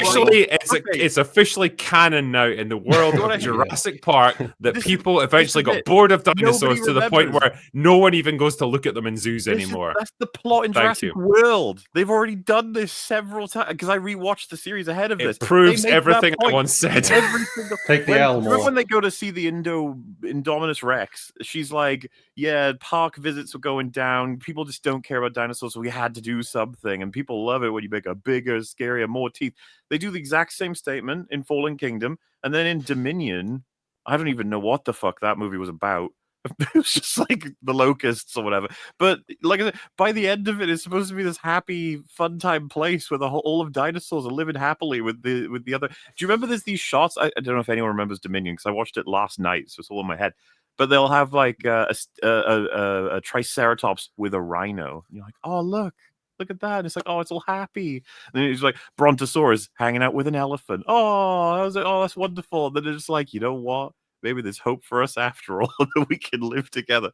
All dead. They give that explanation again, though, saying that like people were getting bored, so they had to. Speaking of getting bored, hi, hey man, how's it going, boys? Sorry, I'm late, man. I had an emergency come up, but it happens. Okay. It happens. You've arrived just in time for us to start ranting about Jurassic World. So perfect. I haven't seen it yet, but I've heard a lot of mixed things. Save your time, bro. Yeah. Mixed. MauLer, what I think you. Okay. MauLer, I think people who didn't like it they tend to like those movies anyway, so they probably are grading on a curve. Okay.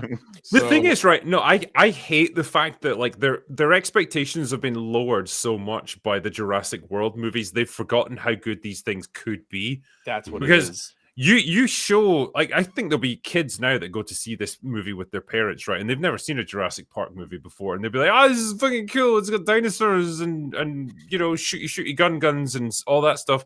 And if you showed them the original Jurassic Park, it would blow them away.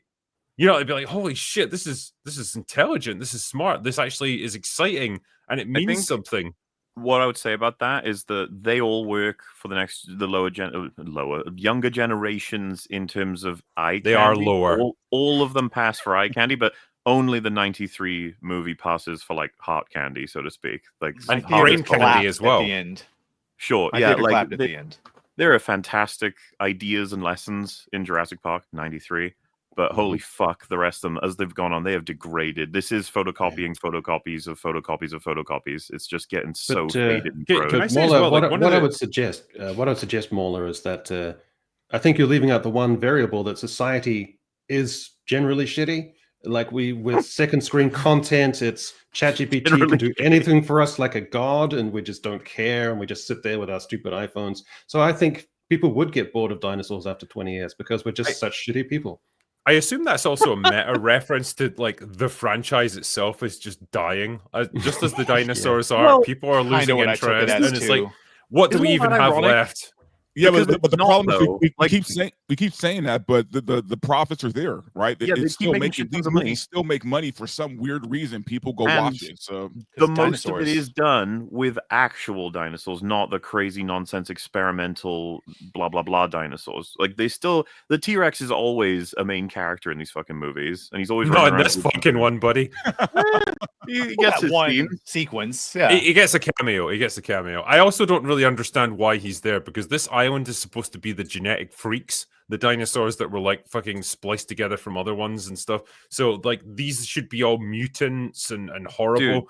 90% of the dinosaurs they encounter are just regular old dinosaurs, like a T-Rex, a raptor. Considering that is the premise of this film, you're going to an island with genetic experiments gone wrong, set free, and you have no defense. That sounds like a pretty, like, there's plenty of potential there for a good horror film. This is pathetic. Mm-hmm. Yes. Like, the most you get is what? Flying raptors and then the orc dinosaur. It's like, okay. The Bellosaurus. I felt like there was two movies also. There was one movie which I was kind of interested in, which was the video game plot of mercenaries and the scientists are going to get 3 samples of the big... It plays like a video game, including with the good or bad ending. Absolutely. The other one was a family lost that unfortunately gets stranded on the island and has to escape. I would have been interested in either of those, but the problem is as soon as I got interested kind of in one, they switched to the other, and then by the time they merged, I just didn't. I found the family shit boring as hell. They made no sense. Like, I don't even understand why they were there. Because the premise behind this movie, right, is that dinosaurs are dying out all over the world. The only place they can survive is a few scattered areas around the equator. They're all sealed off, like they're quarantined, basically, so that no one can get in or out. And no one's dumb enough to go into those areas because they're super dangerous. We meet this fucking family of retards who are just sailing on a sailboat right through that area. Why? Don't know. They just are. They've done it before, Drinker. They've done it before. That's the reason. We've done it before. The odds of getting hit by a mosasaur are 1 in 50. It's like 1 in 50. Yeah, and it's like this guy's there with his 2 children, and like, fine, yeah, sure, we can risk their life just to go on a little sailing cruise. Yeah, and empowered teen girl has to mention she's going to NYU next year. That has to be chucked in there. So it's like their one last ride. But if you have an A and a B story, that works in a 22-minute long sitcom show or a TV show like that. But you don't have an A and B story like that in a feature film like this, where the only connective tissue is the one guy who doesn't save the girl. That's the only connective tissue that keeps those 2 stories together. They were trying to emulate the first Jurassic Park movie, where around the second act, right? Alan Grant and the kids get split off from everyone else, and so you've got 2 parallel storylines, like them trying to get back to the visitor center, and the guys at the visitor center trying to get the power back on, and all that stuff. Okay, so I get that, but it's like they started off separate, so they don't even know each other. They're united briefly on the boat, then they get separated again because they'll just jump overboard like a bunch. Why did everyone jump overboard? Yeah, I don't know. Retarded. They kept repeating, "We're gonna crash. We're gonna crash. We're gonna crash." Like, well, he's gonna from the boat into the beach. That's not really the same as blowing up. We need to give context for the viewers, right? Because a lot of people won't have seen this, right? We should try and explain the plot of this movie if we fucking can. Okay. Scarlett Johansson is like a mercenary type person who's contacted by shady corporate guy because they want to go to this island where one of the few places where the dinosaurs still exist, because they want to extract DNA from the 3 biggest dinosaurs on the planet, because they can use that genetic material to find new treatments for heart disease, which is one of the biggest killers on the planet. I've got a better solution for you. Don't be so fucking fat. Then you won't have heart disease. But okay, fine.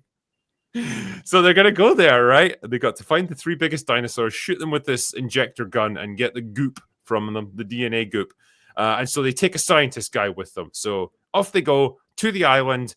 They run into the mosasaur. They're about to get it, but then that's the dinosaur number 1 on the list. Then they get a Spinosaur friends for some reason. Then they get a distress call from the family because their boat's been overturned by the mosasaur as well. So they go and rescue them. Then go back to what they were doing before, just to waste a bit of time because the movie's obviously got to be over 2.5 hours. Fucking why? Yeah. I don't know. They get the spinal fluid from the mosasaur. Then they get attacked by all these other fucking aquatic dinosaurs, and they realize they have to go into shallow water in order to escape them because these things can't swim in shallow water. So they go into shallow water. The retarded family jumps overboard for no reason, and then they carry on driving through the shallow water until they beach the boat and destroy it.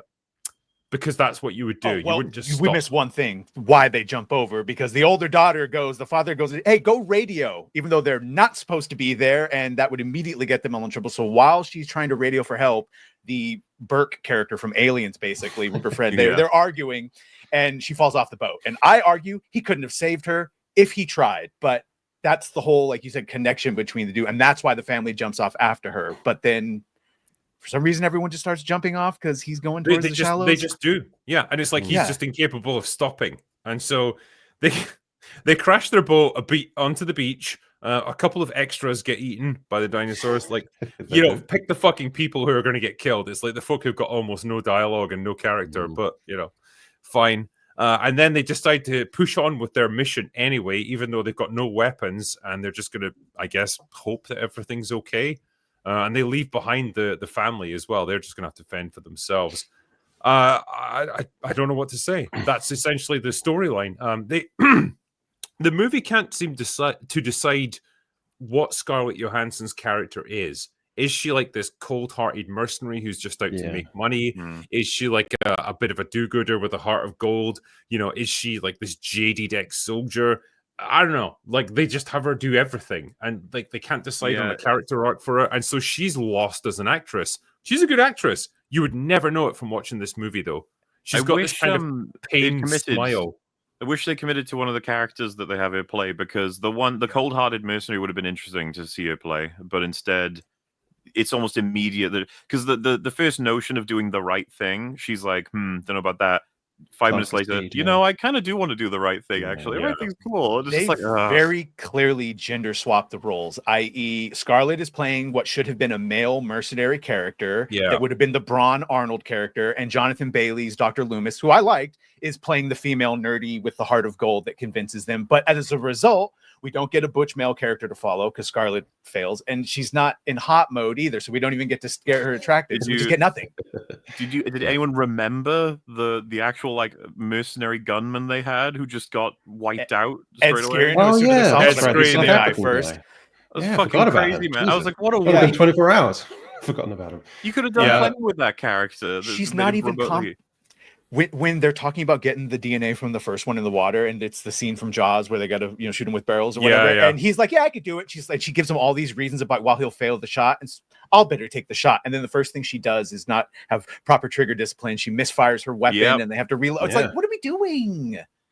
The father, did anyone see that his leg seems to get shattered? It seems to acutely almost snap it or some weird, and then it's just perfectly fine a scene later. The editing for this movie, I don't know if they had a whole subplot or something that they axed, but it's fucking all over the place. Like, he supposedly gets crippled, then he's hobbling and he's fine. Like, he's basically okay for the rest of the movie. It's bonkers. He's also a complete pussy.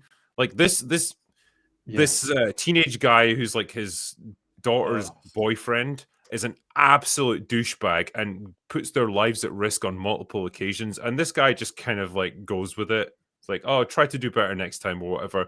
You should be beating the shit out of this guy and being like, you think you're going to put my daughter's life at risk? You either shape up right now or you get the fuck out of here and die out there with the dinosaurs, because I'm not putting up with this. He just doesn't. There is no father. There is no father on earth who would consent to having a trip with his 2 daughters and one of his daughters' boyfriends in a small, cramped environment of a boat. That part. That would never happen in a million. The final family trip, too. Yeah, but you can't show a man being a strong father either. So, well, I mean, to be fair, that kid does have some redeeming. He jumps after the girl, which got everyone clapping for some reason. He at least tries, but there's a tiny element of a character arc there, but he doesn't get nearly enough time. And like the movie's got like way too many characters in it, and it can't seem to decide even who the main character is. Like the scientist guy would have been the more logical main character. He was the most full character, I thought, who had like he's your window into this world. Scarlett Johansson should be just the kind of heavy, the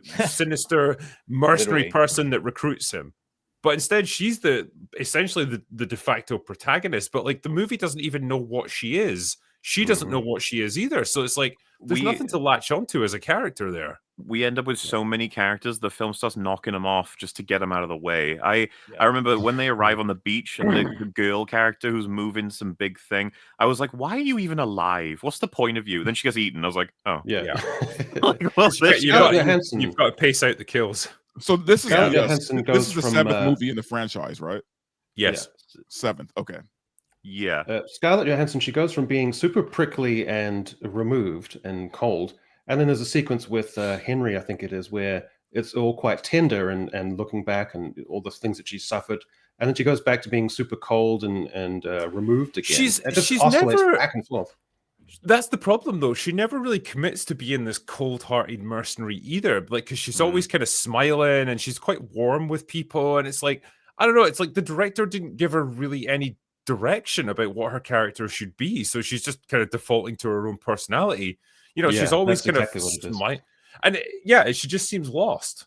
It's like Black Widow not in the MCU, just a detached without the charm and kind of she's nicer than Black Widow. She's like it just feels like she's too amiable, she's too nice to be the cold-hearted mercenary, but then she's not really like moral enough to be like the heroic main character either. She's just kind of this awkward in between where nothing works really. Yeah. And the little trauma dump scene. Man, I think that role should have been gone. It should have went to a guy. It should have went to like, a Jason Statham type of guy. That would have been great. Yeah. I mean, you literally could have switched these roles.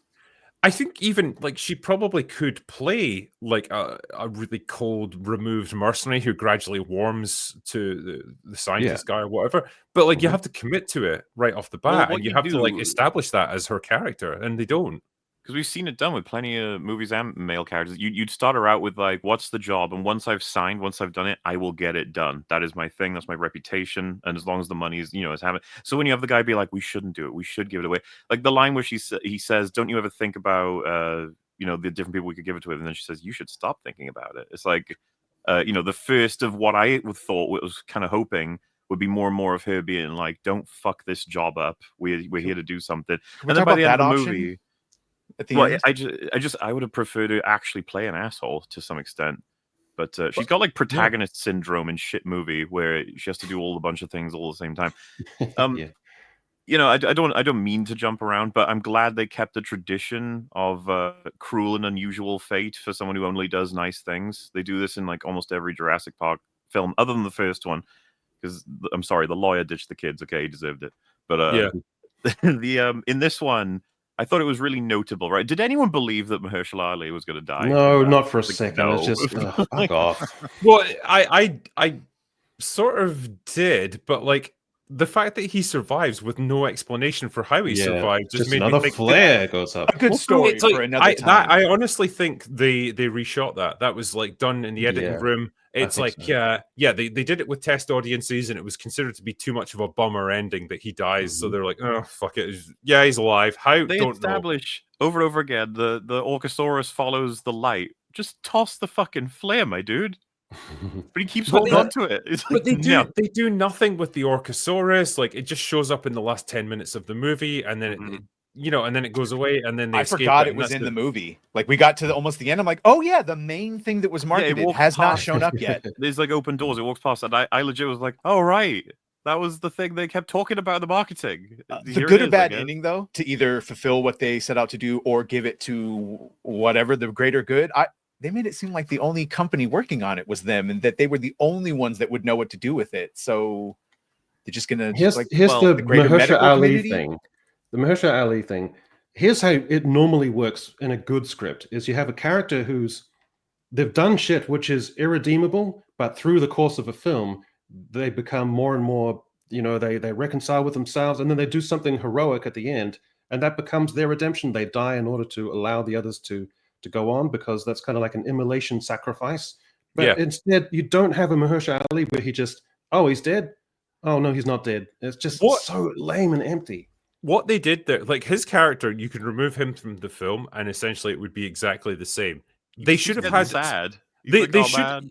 Well, yeah, this is what I'm going to say. They should have had Scarlett Johansson have that role of sacrificing herself so the others can get away, because she's a mercenary. She's maybe done lots of bad things, and she took on this mission for all the wrong reasons, but she's finally, right at the end, learned, self-sacrifice and like giving up her life for the greater good so they can get this cure out to the whole world.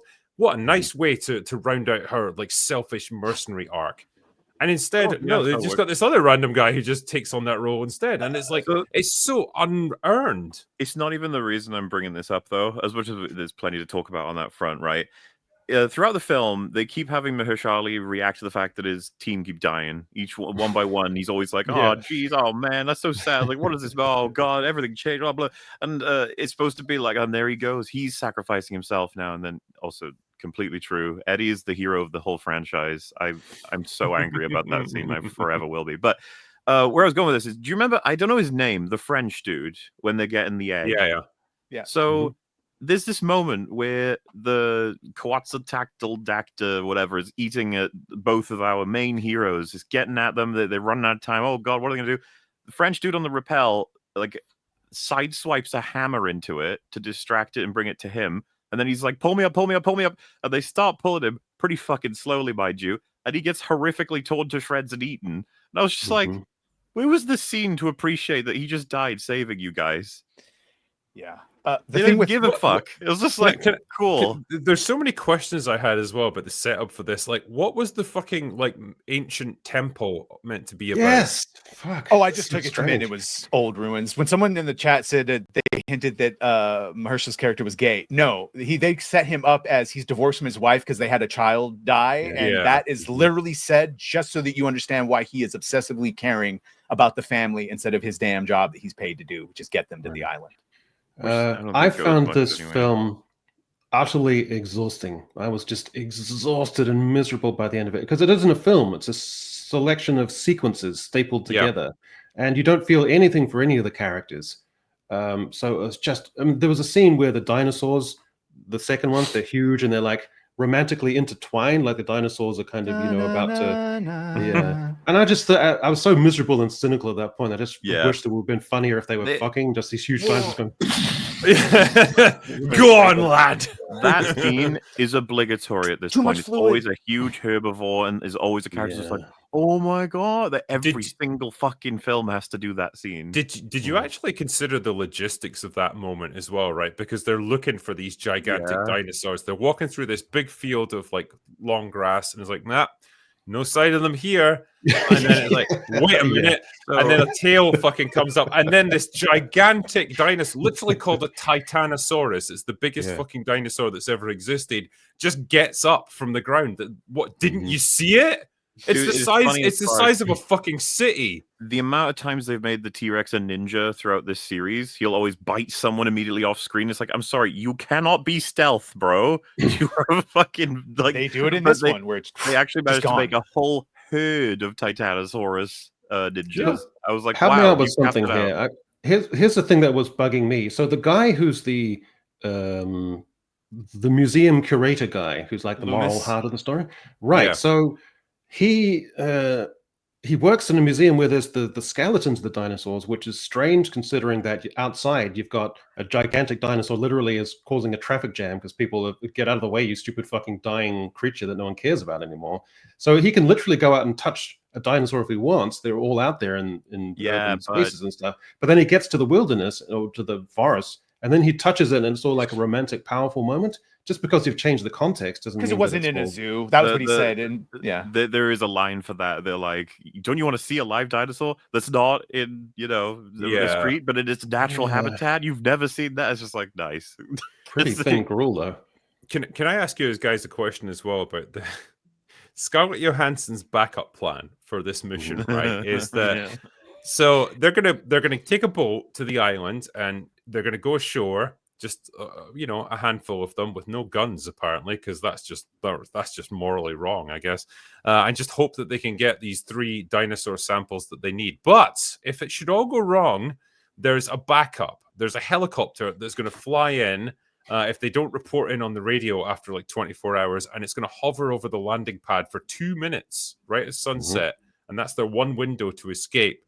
And I just thought to myself at this moment, motherfucker, you've got access to a helicopter that can fly you to the island. Why can't you just like hover over the dinosaurs you need, shoot them from the air, get what you need, and then leave? Why do you need a boat? I don't know what the excuse would be, because if you said like, "Oh, they wouldn't let us in with a helicopter," it's like, well, then how did they get in? Exactly. Right. You want to steel man it? We'll steel man it. It's being scanned by governments. So they have a very low window to fly in and fly out, and the only time would be to do that fly around. But the argument you could be is then just use that amount of time to drop them off. Right, yeah, I know. Sure. So why don't they just fly to Mordor on the Eagles type of argument? And I don't have it's stupid.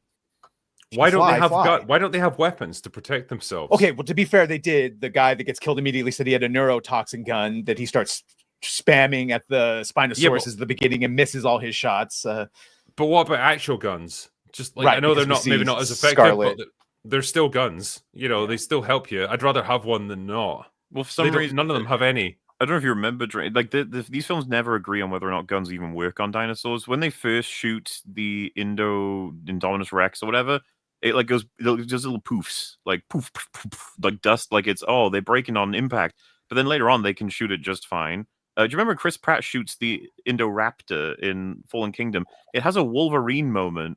Like everyone calms down and it starts getting back up after being shot, and you hear the clink clink of the bullets coming out of his skin. Oh, no! What? There is a scene in this where they're in the air vents or something where Scarlett shoots one of the dinosaurs and it just straight up dies. A 17-year-old Glock that has been sitting in a dead man's hand. The ammo would not be working. It would be. I love Glock, but not 17 years out. Torches still work, and the generators still work. All of these fucking, not Jurassic Park, but all of these Jurassic World movies do this stupid shit where like technology, cars, generators and stuff that have been sat out in the jungle rotting for 20 years will still work first time, no problem. They all do it, and it's insane. After 2 decades in the jungle, the car would just be a cube of rust. That's all you get. Like remember when shady corporate guy decides to make a run for it, so he gets into the Jeep that's been sat there for 20 years. Why is there a convenience store on this island as well? I don't fucking know. None of it makes any sense. The product placement in this movie is shameless. Snickers, buddy. It makes Ghostbusters 2016 look restrained. But anyway, he gets into that car. I don't know if it's electrically powered or something, but it sounded electrically. Yeah. Yeah, and takes off. Starts first time, no problem. The battery wouldn't be dead. Like all the internal components wouldn't have rusted away to nothing. It's fine. Who cares? There was a product placement where one of the teenage boy is eating a candy bar, I think. And it wasn't just that. It was the fact that it was the entire stylized lighting had been arranged to highlight the product and to make the product look glossy and stylized. I've never seen that so blatant before. One kid hides inside a Dr. Pepper. Dr. Pepper. I was wondering if they changed it for different audiences. No, it's all Dr. Pepper. I'm not sure. Maybe that's a thing. What is the most blatant product placement? Because I don't know if anyone here saw the second Shazam, but they defeat like one of the most damaging and horrifying monsters with Skittles, and then they say "Taste the rainbow" after it. It's like No, I think it's Terminator 2. Right? It might be a scene where a guy is literally walking through the installation with a tray with a Pepsi on it. He's just weaving amongst all the people. That's got to be the most extraordinary for me. This has the film with, I think, the most shouting of people shouting at each other that I've seen in a long time. Screaming, shouting, and this thing I call grating oppositional dialogue. It's supposed to be banter, but it doesn't have any wit or style or warmth or finesse to it. It's just people being gratingly oppositional towards each other. And it's just pissing me off because there's no style to it or quality in the dialogue. And it's supposed to be sophisticated and have a hard edge to it, but it's just banal. I wish they had shown part of the appeal of the original, not the originals, but just of the Jurassic Park movies, including the Chris Pratt movies, which I didn't care for at all. But part of the appeal is that you could turn your brain off, right? You could turn your brain off and just watch a movie about dinosaurs. And what you're saying is you can't even do that with this movie. Oh, you can. I mean, I can't turn my brain off enough. None of us can. You cannot turn your brain off. You cannot make yourself retarded enough to enjoy this movie.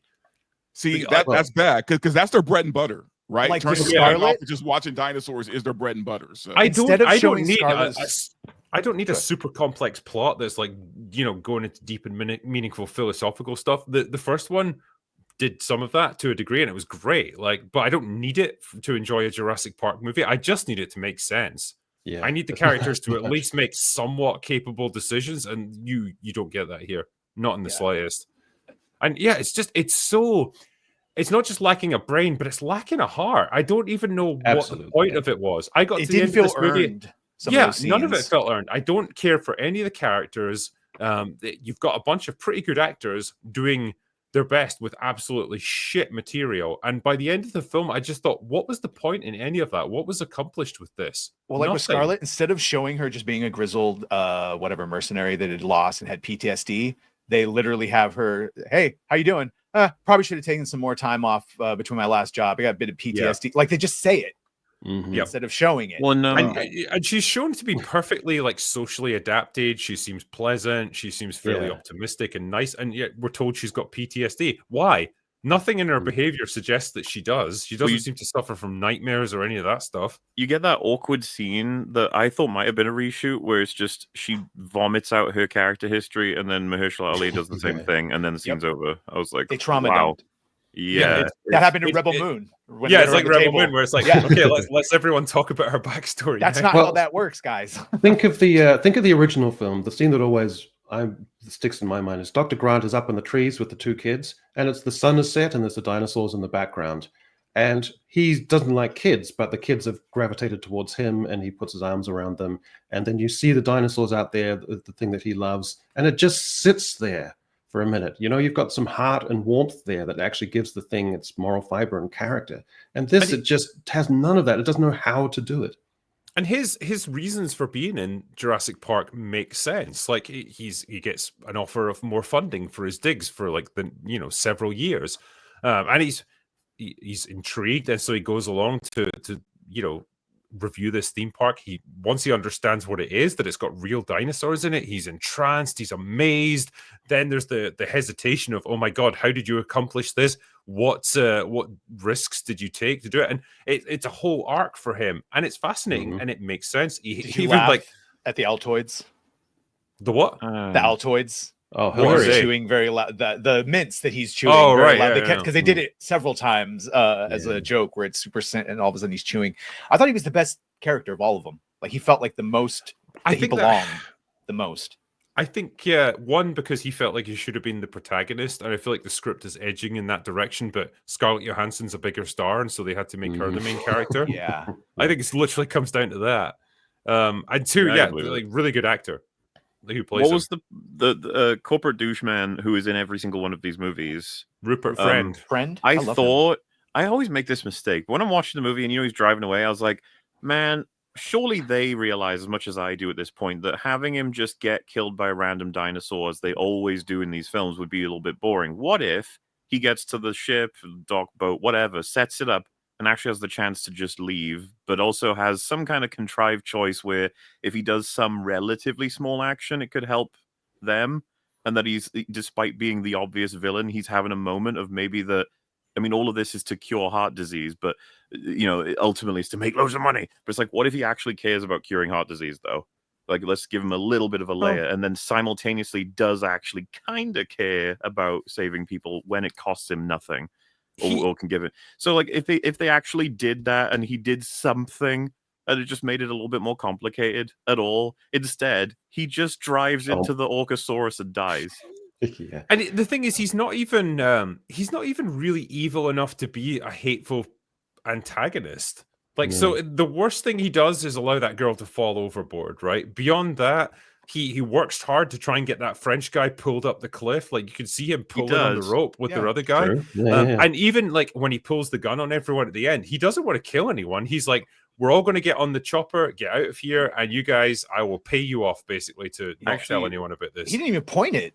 He just had it. Yeah, he's kind of like holding it.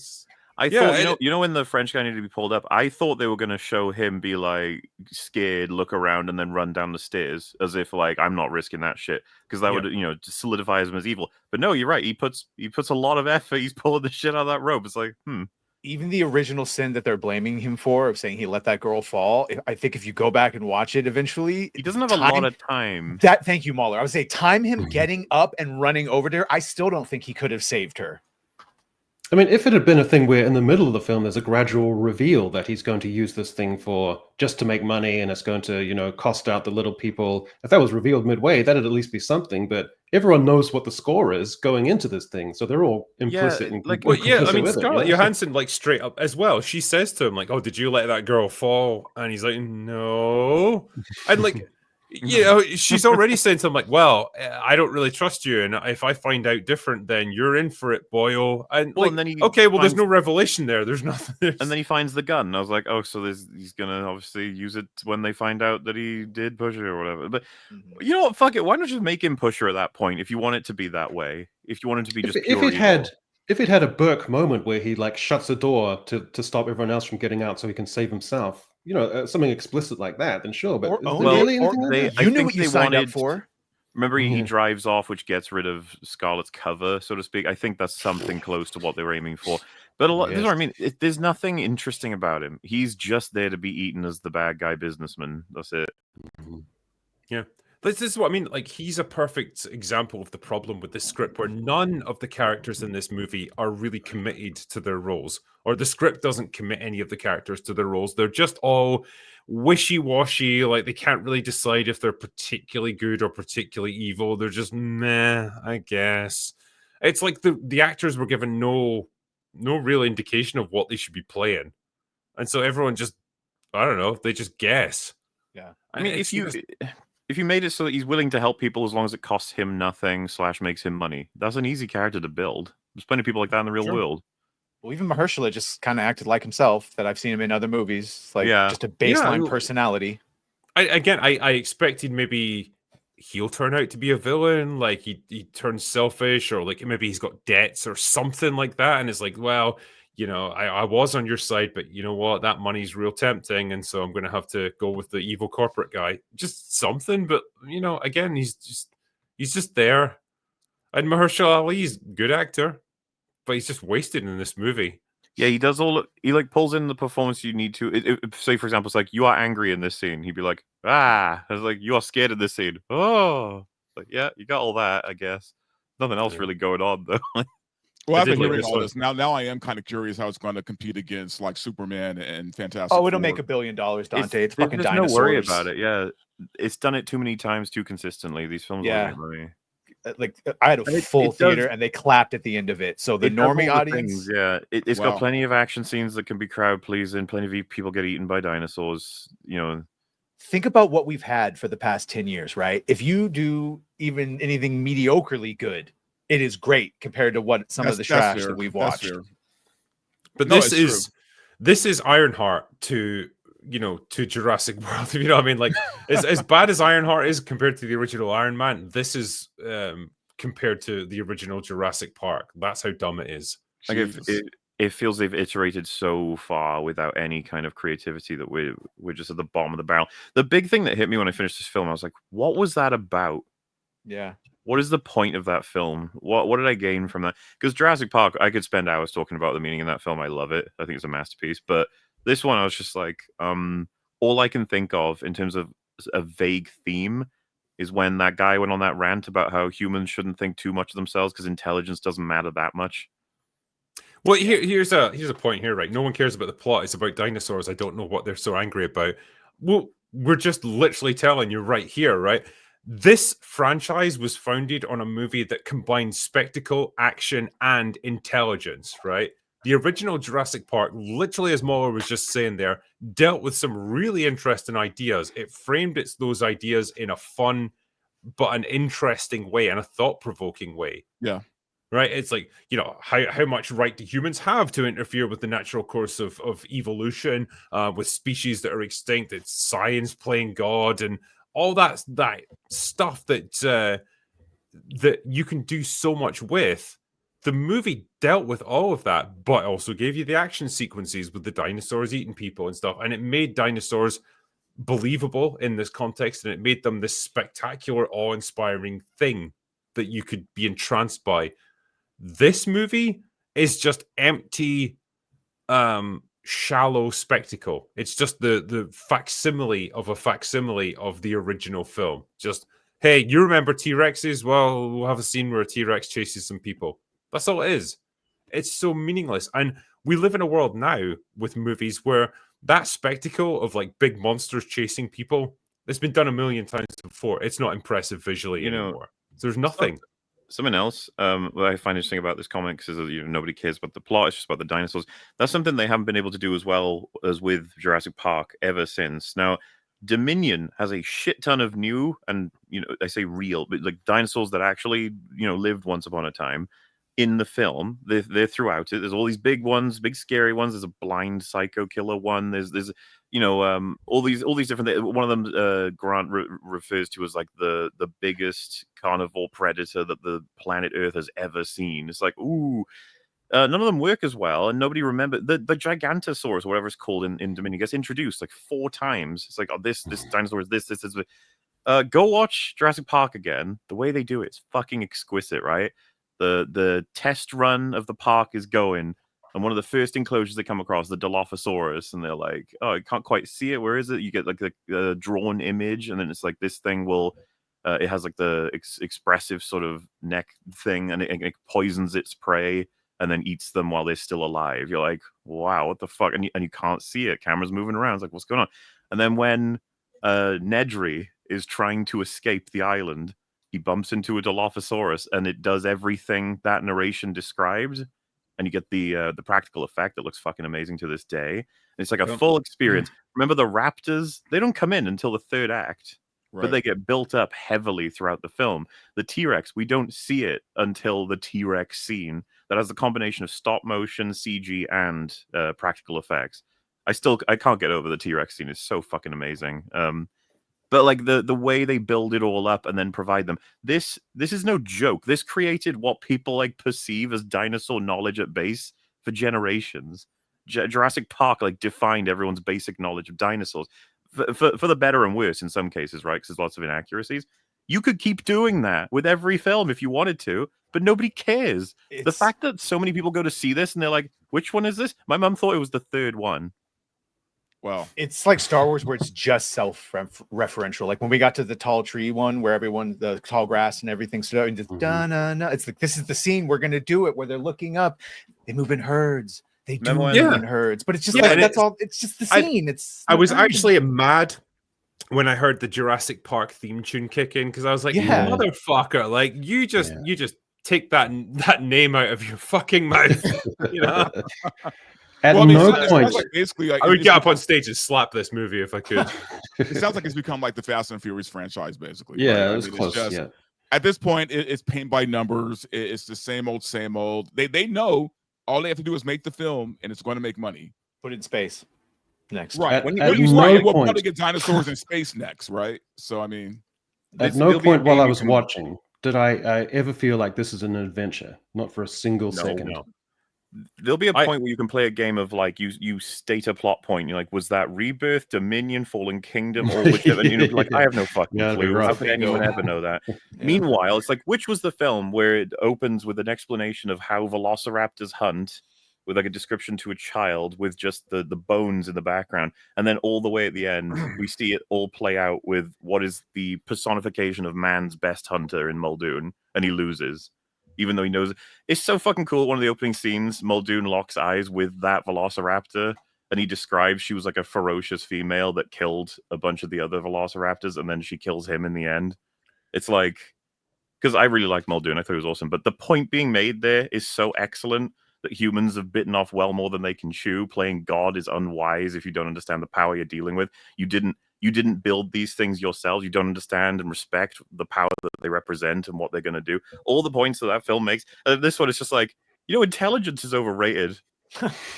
Yeah. It's like, what? Be dumber. You'll be fine. I mean, you could watch this film. Well, people are talking, talky, boring. Just going to look at my phone. What's happening on Instagram? Oh, there's an action scene. I'll just put down my phone for 5 minutes. Okay, that's done with. I'll just pick up my phone again. You can just watch the film like that. And yeah, like there's so much misplaced humor in it as well. Like the guy who goes to take a piss and like a raptor is about to eat him, and then a fucking giant pterodactyl comes down and eats the raptor, and he's like standing there terrified with, frozen with fear. And then when it's over, he just carries on pissing. That's funny. Aren't you? My audience laughing? laughed at that. My entire audience laughed at that. So that's what I'm saying. We're fucked as a culture. We're done. Yeah. We're done. Yeah. This is it. This is idiocracy. Yeah. Like I said, the Fast and the Furious, that's all this is now. Those movies still make money. They're on number 10 and they're about to make more money. I wonder as well, right, with this, because this presumably is going to kick off a new trilogy of Jurassic World movies. That's what they seem to be They're already talking about a sequel with Gareth Edwards and Scarlett. But only if it does well, right? What can you do? Because there's nothing in this that makes me think, all right, there's real threads that you can pick up here for the next story. Well, there's another island that they didn't know about. Yeah. That's where they had the laser raptors. Oh, Jesus. You got to watch out. There was a space station that was dealing with cross-species alien dinosaurs. They're going to have to go to the space station to deal with that. They're gonna have one where they cross dinosaurs with humans, aren't they? Yeah, of course they're going to do that. Yeah, they're going to do it, and they'll have talking raptors and stuff.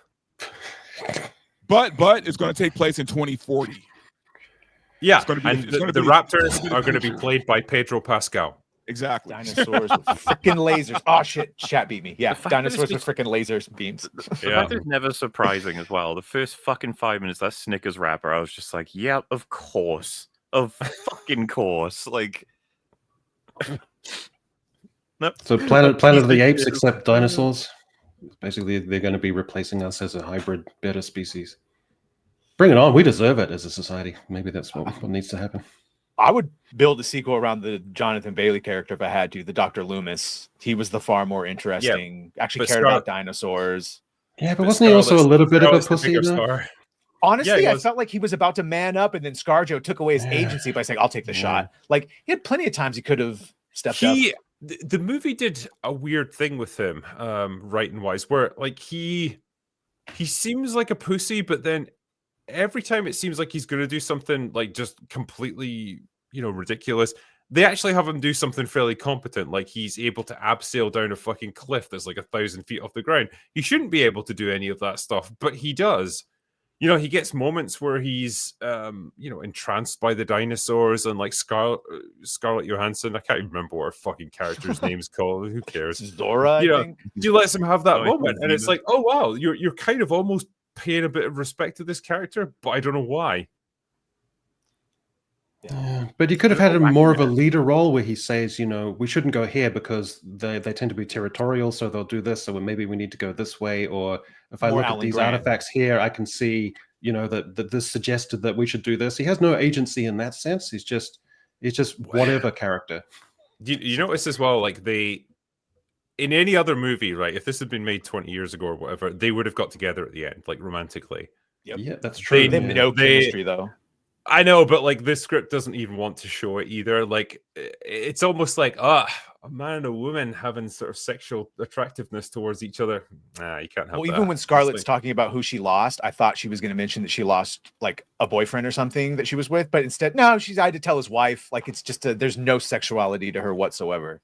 Yeah, well, I thought her and Henry, the black guy, that maybe they might hook up because they, they shared so much grief together. They had that moment of revelation, and they're two hardened people who don't show their feelings. I thought maybe, but again, I should have my head examined. It goes nowhere. It's just to eat up time. I think this is like the afterbirth for some aborted script that they had. Like there's so much in this movie that just feels like it's a previous version of a story that had more going on, and it's just all been cut. And I think it's been collectively pointed out. All right, switch both of the roles, and then actually crank the whole like cold-hardened ex-military mercenary man who is actually melted over the course of the film by lots of different dinosaur-related events from the researcher. As in, you probably have been trained or readied to kill these things. You probably only know them as things that are annoying the ecosystem across the whole world and dying out or building traffic for whatever reason in the beginning of the film. Skull Island, it's essentially the Tom Hiddleston character, Royce from Predators. Just give me a detached mercenary, please. And then crank the chemistry. Those two could have pulled it off, I reckon. Romantic chemistry. Why not? I mean, man, if I was starring opposite Scarlett Johansson, I'd find some kind of chemistry there. Like, goddamn, man. We can make it work, damn it. Yeah, it's like with the father and the prospective son-in-law. Like, it almost builds into something where the young guy develops kind of into a man, and they sort of reconcile. It almost builds into something, but it just falters and peters out into nothing as well. That's what I mean. Each of these things, like the two groups could have had their own movie, like, and you could have developed the characters way better. But as it stands, you've got two half-completed, bunches of characters that you don't care about, and every time you switch to the other one, you're with them for so long that you kind of forget that the other group even exists. And then when you like them, you're like, oh, they're still a thing, I guess. So there's I even had it with because I had no idea that was going to be this film. So getting Scarlett Johansson and the initial team, right? Evil corporate bloodsucker man, hopeful researcher man, and then Captain Dude who's on the show. I was like, yeah, these are all archetypes. Hopefully they do something with all these people. But then cut over to family of four. I was like, these guys better be eaten by the end of this scene to set up the mosasaur, because holy shit. It's like, no, they just kept coming back. It's like they needed more people for you to be afraid for. That like the team that they had grabbing wasn't enough. We need more people to be in danger, and so they have that family there. The T-Rex sequence on the somewhat not the slopids. I was like, this is kind of like boring. I know that none of them will be killed. So yeah, I call this to kill is the kid, the little girl. The film was like, oh, the little girl might die. I was like, no, she won't. You guys don't have the balls to do that. Shut up. No. I call this Aragorn over the cliff syndrome, where you know that he hasn't died, and so it's a character who you know is indispensable, and it's a feint where you think they might die, but everyone knows in the audience that it's not. So it just literally time happens to Loomis when he's repelled at the end of the Avatar joke. The only people you could put in danger would be the teenage guy who's like the stoner or the dad. Yeah, those are the only two. And like put them in danger, and then there'll be a little bit of actual tension there. Otherwise, like no one's a movie like this will never kill a little girl, and probably not a teenage girl either, because it's in the books totally happened. Totally. If they ever Lost World opened with that little girl getting attacked by a whole like army of those. That's right. Dinosaurs. I mean, I can only say like I'm kind of glad that Michael Crichton is dead, because if he was to see this, they would just straight up kill him. Yeah. What's this one here? Imperial Brick. Even 10 years ago, we had Chris Pratt and Bryce Dallas Howard practically fucking on top of a dead dinosaur, and they had chemistry. Yeah, they did. Oh, I'll give it to you a little bit. The meme with their trilogy I thought was funny is they're like, oh, we're exes, we can't be together. But they are at the end of the film, next film, we're exes, we can't be together. And then at the end of the film, they're together. And then the third film is like, are you together? And it's like, yes. I think by the third film, I'd be like, yeah, I don't really want this girl. Like she's let herself go a little bit. You don't even have to have sex. You just have you can have Ripley and Hicks, just tenderness, genuine tenderness, and an understanding between two characters at the end of the film. Yeah, Ripley and Hicks' relationship is awesome in Aliens. Yeah. And that's probably a good archetype to follow for people. And that's why F1 was so refreshing for me. It's like, hey, look at that. There's a movie with a guy and a girl having a thing together, right? No big deal, just normal shit. I don't know. It'd be hard for me to go from F1 to Jurassic Park. I was gonna say, Dante, because both times I was like, I watched F1 and then I had to go watch Ironheart. It's like F1 and Expedition 33, we're eating pretty good, but then we're still gonna get Jurassic Parks and Ironheart. F1 was such a pleasure to watch because it just felt like a movie from 20 years ago. Yeah, exactly. Nothing spectacular, nothing groundbreaking, just a good, solid sports formula drama done right. Yeah, the aging hero coming back for one last shot of glory, the young rookie, there's a bit of romance there, there's lots of action, nobody's doing the stupid self-deprecating humor from Marvel. It's not out to critique toxic masculinity or any of that stupid shit. And no overly insane complicated plot line that makes no sense at all. No. Pretty simple stuff. Just And everyone's a a full lot of complete character. entertainment. And you know what? It wasn't woke. It wasn't woke. I like the fact that the young driver, they never even mentioned or paid attention to the fact that he was black. He was just a young guy who was cocky, thought he knew everything, and Brad Pitt comes in and schools him basically, right? Female wind engineer made sense. I love the simplicity of that script. Yeah, because like you said, it wasn't complex. It was just a very simple story. I think it would be difficult as well to make the argument that like F1 is racist when literally the greatest driver of his generation is Lewis Hamilton. It's like black, but yeah. And I believe everyone is those characters. I just don't buy Scarlett in a non-Marvel setting as a little mercenary. I just don't. When she sat in the beginning when they're trying to get the Dr. Loomis to come and her feet are dangling on the bench, she's like, I can save you. It's like, oh, okay. But you're just clearly using your male gaze too much on Scarlett. So she doesn't appreciate that kind of thing. Yeah, I wish I could have used it more. There was like an unspoken rule in the 80s and kind of in the 90s too, where if a studio knew that they were going to put out a shit film, they would at least give you titties to look at, right? Like, they would at least give you that, right? It's like, we know it's shit, but hey guys, look at, there's breast. Yeah, that should be the tagline for the movie. Like, hey, Jurassic World, there's breasts. Like, they came close. They came close with this, where she's in a tank top, but it's like, you can't give us a bit of cleavage. No, nothing. Just something. Like, they're right there. They're right there, bouncing around, looking for attention. Oh well, but apparently she's complaining about being objectified nowadays, so you can't do that with Scarlett Johansson. Or not being objectified, yeah. Oh yeah. Give it 5 more years, Scarlett. You won't get objectified anymore. I give her 2 at best, man. She's getting up there.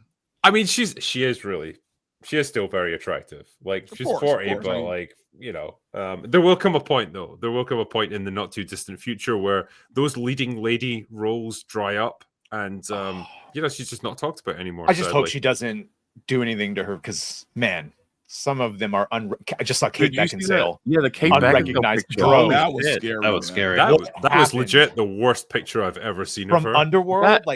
Peak. Well, yeah. I was the perfect age to be watching Underworld, and she was we all knockout, okay? And then just to be like, yeah, Kate Beckinsale, absolute knockout. And you see that, you're like, what? What happened? Yeah. Age happens, man. No, that's listen, artificial trying to change. I was gonna say, it was more than age, because like, look at Jennifer Connelly, she's still a knockout. Yeah, but she's an anomaly. She's an anomaly, man. Same Even thing with Pamela Liz Anderson. Hurley. Like, I know Liz Hurley's had some work done, but she still looks damn good. She looks is normal. She is fit, yeah. Sometimes it's genetics. Some people age better. Well, like, than you others, wouldn't say what happened to Erin Moriarty was fucking age, would you? No. That's just attractive.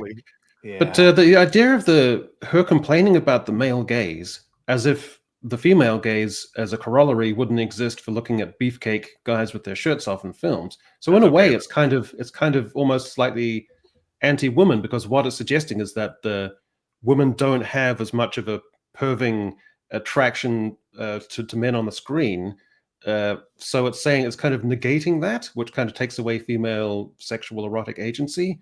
And so it's a weird, messed up argument that she's trying to rig up.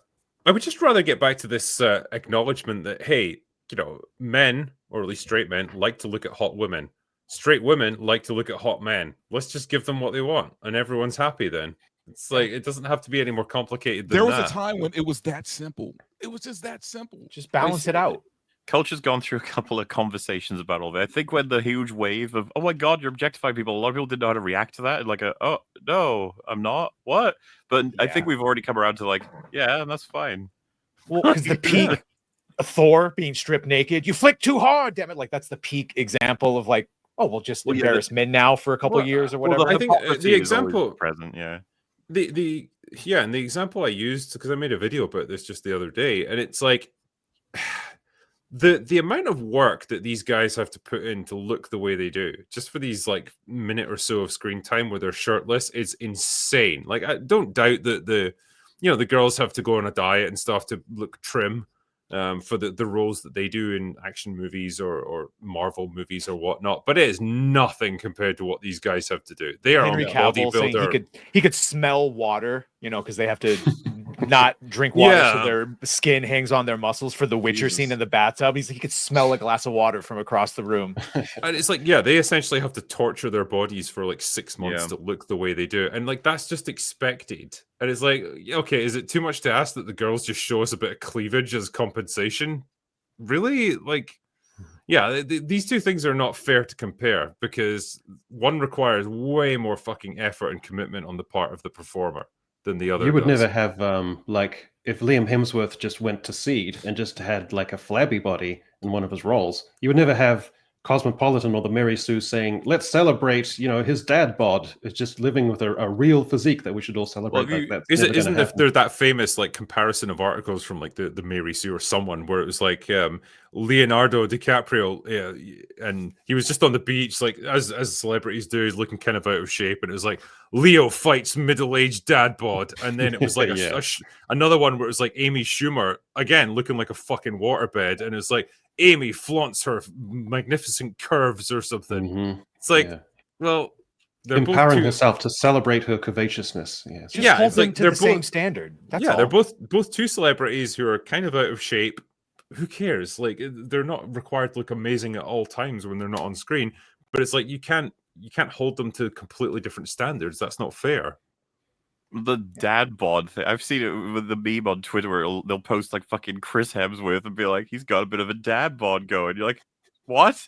what the standards become? Fucking hell. Yeah. Well, because the bullshit is that only women get that pressure, right? Only women have the pressure to look a certain way. Men have men have zero pressures at all to look a certain way. It's just the women. Yeah, but then in the movie, don't you know? Like, we're all born with 6-pack abs, and Hemsworth takes all the things and works out. Yeah, but Natalie Portman gets the dots on her arms, and she gets the CGI muscles. Or Abby, now they're going to do Abby season 3, but they're not going to make her get big muscles like in the video game, right? But if that had been a male character, we would all expect that guy to physically transform his body to look like the character. Dude, I hope that conversation happened when Neil was like, "Can we get her some prosthetic arms?" And then Craig Mazin was like, "Neil, we're not doing that."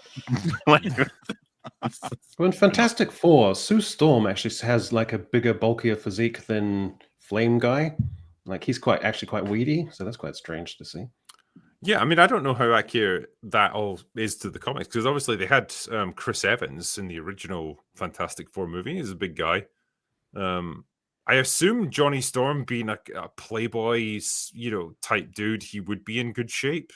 Yeah, this guy he's not a playboy in this movie though. He's right. He's evolved. He's a real modern man. Yeah. God, I hate Marvel. I hate Marvel. I really do, man. There's certain characters I know you could play around with, man. For me though, I feel like Reed Richards is sacred, man, and I just that's what's killing me about this whole thing. I can't like sit there and watch it looking at Pedro Pascal pretend to be fucking Reed Richards. To be smart. Because we know he's not. He's a himbo. I just feel like it's going to hurt the film. It's going to hurt the fucking film. Yeah.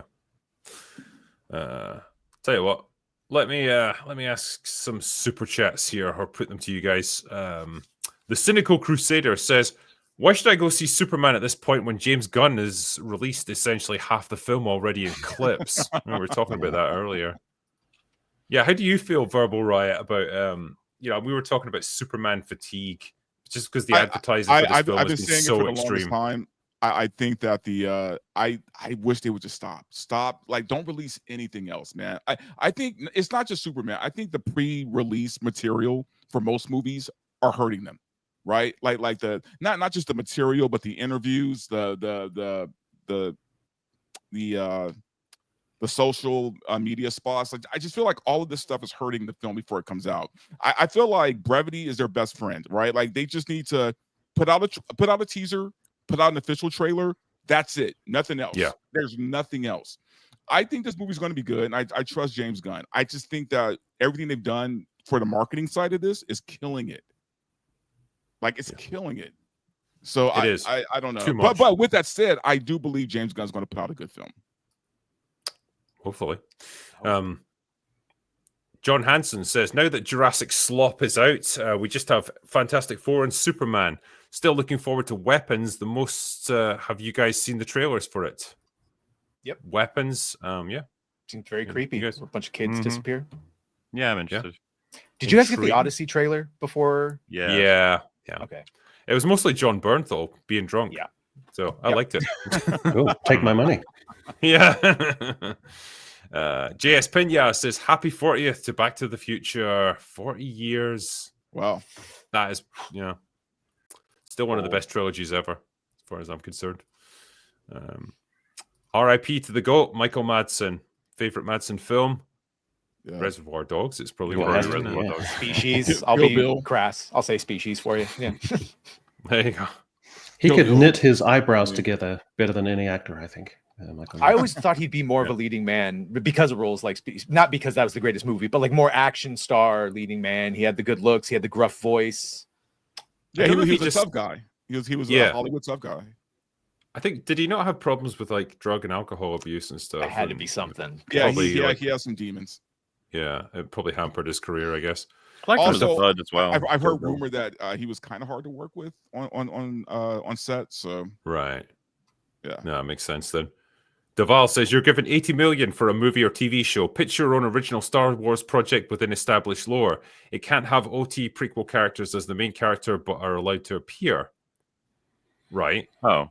What, you want us to come up with pitches right now in the space of like 10 seconds?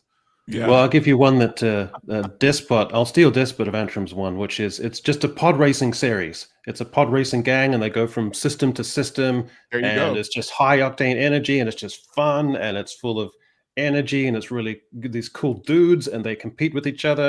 And there's this recurrent other sort of bad guy character who comes in, and he's like their main rival. And it's just that. It's just high octane adventure. It's in the Star Wars universe. It's visceral and kinetic. Everyone has a good time, and it makes a whole bunch of money. The answer I'm is gonna always have- Kyle Katarn. You just do Kyle Katarn's story. I'm going to have a sitcom set in the Mos Eisley Cantina. Where it's going to be like Cheers, where a different alien comes in each week. Crazy adventures with them. The jizz whalers might- and in the background every time. Yeah. Yeah. I You want know to what try else is this? go Okay. for a post episode 6, focus on a lower level but high enough ranking that he has his own men Empire dude who's just trying to avoid and survive the New Republic as it's hunting him with his guys, that sort of thing, and figure out what they're supposed to do, try and contact other Empire remnants, and build It's up just some kind of rapport. Partagaz. Admit it. You want a Partagaz series, don't you, MauLer? I want more competent Empire, and I'm not afraid to say it. I don't know. For me personally, I want like a Pulp Fiction style Star Wars movie where it's like told out of sequence and shit. I don't know. That's just me. Kind of quippy. I can get behind that. Pac-Man says Druckmann left to work on getting The Last of Us adapted into a Broadway play so that it could be What? hated in that medium too. It's just gradually going to shit on every medium known to man. It's like we need a novelizations that can get a shit review. So I'm wondering, did Druckmann get fired or did he just leave? So it depends who you ask, I think. He claims that he left of his own accord, but of course he does. I suspect he was given a choice. You either leave and we'll let you go with dignity, or you're out the door. Because There's you're that not special helping us. accolade for someone who gets a Grammy, a Tony, an Oscar, and the other one. So maybe there needs to be like a reverse. So you fuck up in 4 different mediums. It's this one. Congratulations to Keith David for finally receiving a star on the Hollywood Walk of Fame. Which are some of your favorite movies that he's in? It's got to be They Live. The man was legendary in that. They live. Bro, was the Pitch one Black. with John Cusack? Better Off Dead was a good one. He was great in Platoon as well. Like, gave a great monologue in that. No disrespect to his movies, but he's also Arbiter, and he's Captain Anderson from Mass Effect, and he's the voice of Admiral Spawn. So, Anderson. like, those to me are still, I would be just talking to him about Anderson and Arbiter and stuff. I was lucky enough to meet the man once. I met him at the Nope DVD release party, and I don't get starstruck at all. I mean, at least not much. And that guy, man, I was just like a fanboy. Like I was just like hanging on every word he said. He's a legend. Yeah, absolutely. He deserves deserves his. it. Yeah, he deserves his star. And the Thing, of course, by the way. Of course. Of course. Good luck reviewing the final batch of Squid Game episodes, mates. The few who do still talk about it seem united in their disappointment. 69. 69, bro. There we go. Yeah, you're not filling me with confidence. Eddie Brock says the Snickers bar rapper causing the plot in Jurassic World Regurgitation is cringeworthy. The villain was obvious from the trailer, and Xenomorph Rex was awful. Correct. Yeah, on all counts. Bellasaurus Rex. Yeah. Arkham Reaver says, "Drinker, try Addictivo's tequila barrel-aged whiskey. Tequila barrel? Whiskey that's aged in a tequila barrel. Can such a thing even be done?" That sounds bizarre. I feel like you're going to end up with some horrible mutated hybrid there, like Jurassic World. But yeah, okay, I'm game. I'll stick to Lagavulin. That's a good choice. Eddie Brock, it's expensive as fuck. Like, how'd you get it in New Zealand? You just got to pay your life savings for one dram. Yeah, because it's like at least £60 a bottle over here, and it's fucking made here. Jesus, God knows what it costs for you guys. Eddie Brock says it'll be more interesting to see dinosaurs causing chaos on the mainland instead of going to Mutant Skull Island. That's what Dominion did. And the second one when it makes it to the mainland world. I don't want to see dinosaurs walking down suburban streets or anything like that. It just turns into a kaiju thing at that point, in which case just make a kaiju movie. Yeah, exactly. Deval, I miss Andor, Penguin, Mobland, just general good, amazing, reliable TV. They were like freaks appearing out of nowhere. Also watch Black Sails.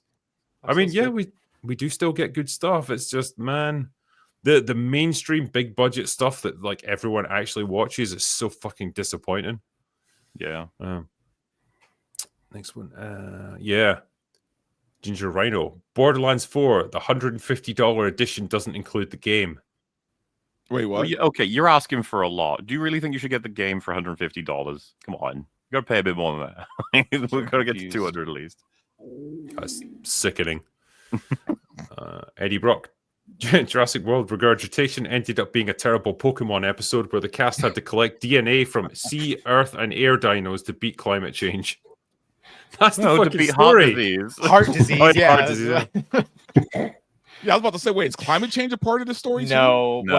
It kind of is referenced because the dinosaurs they're dying out because of climate change or something. I don't know. The movie doesn't seem entirely clear. They had to make that up to make this movie happen, though, didn't they? Like, they needed to crush them all into one island. Because if you had all these dinosaurs all over the place, it's just like stupid. Which, no, thing's fucking stupid, man. Yeah. Well, they're talking about like you can't kill them because you have to extract this blood and the DNA from them when they're still alive. But I was like, you understand once you take it out of them, it's not alive anymore, right? The blood. They were talking about the blood like oxidizing once you've died. But the thing is, like, shoot it in the head and then draw it out with a syringe, you'll be fine. Mm-hmm.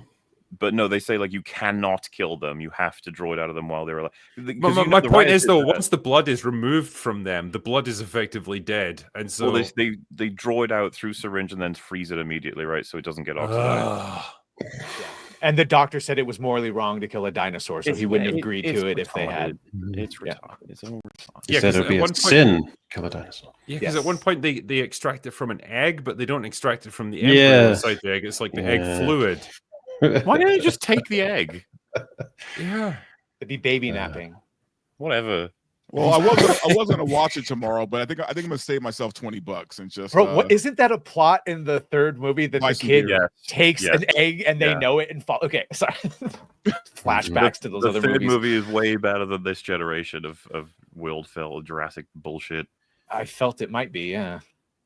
This is the thing. We used to, we've had this conversation before, but 2 and 3, I don't really like them as sequels to Jurassic Park, but they're just nowhere near as bad. It's the same with Terminator. Terminator 3, don't really like it as a sequel to Terminator 2, nowhere near as bad as the next generation of sequels. Predators we talked about is like not really it's not my favorite sequel to Predator, but fucking way better than The Predator. I don't know what happened. This right here is if you had the question of what's the next trilogy of, say, Star Wars movies going to look like post-sequel trilogy, this is it. It's going to be so bad that it's going to make the sequel trilogy look good. Just like this movie, this movie makes the Jurassic World movies look good by comparison because it's that bad. I understand why you said that, but TLJ is the poster child for like the beginning of the end. It's like everything got fucked with TLJ. They will always find a way to get worse. Wait for that Rey trilogy. Yeah. Well, and the Rise of Skywalker was a special kind of horrible. Yeah. So I don't know. Yeah. No, that was just and pure TFA slop. is the actual beginning of the end, right? Because the world building damage in that film is intense. It is. Recently, KK allowed a screening of a pre-edited, pre-Brendan Gleeson Star Wars. Do you think if she finds and releases it in the highest format, the OG trilogy, she can actually leave on a win?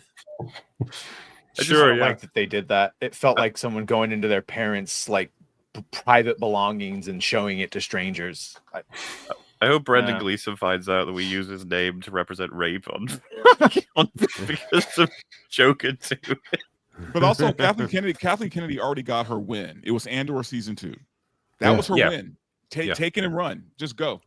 Yeah, it's not going to get better from here, Kathy. It's not going to get any better. What do you mean? Ahsoka season 2's on the way, bud. Yeah, great. Blue Collar Loser, glad you liked F1. I walked out like I can't be alone thinking this is good. It's why I keep saying not everything we get is crap, so support good films. I 100% agree. If you get the chance, forget about Jurassic World, go watch F1. It's way fucking better, and you won't hate cinema when you get out of it. Exactly. It's a pretty low bar. Yeah. You won't hate cinema. Yeah. Jennifer Lawrence, 2023. Women can finally exist in movies. Scarlett Johansson, 2025. Women shouldn't exist in movies. Pick a lane already. Well, they can exist. You just can't find them attractive. Don't you understand? Yeah. That's how it works. And she's able to pick and choose. Like, she can do Jojo Rabbit and she can do a Marriage Story if she wants. She doesn't have to be pigeonholed in roles where she shows her tatas. So come on. Yeah. But it's okay to do that. You know what? It's okay to do that. It's okay. It's fine.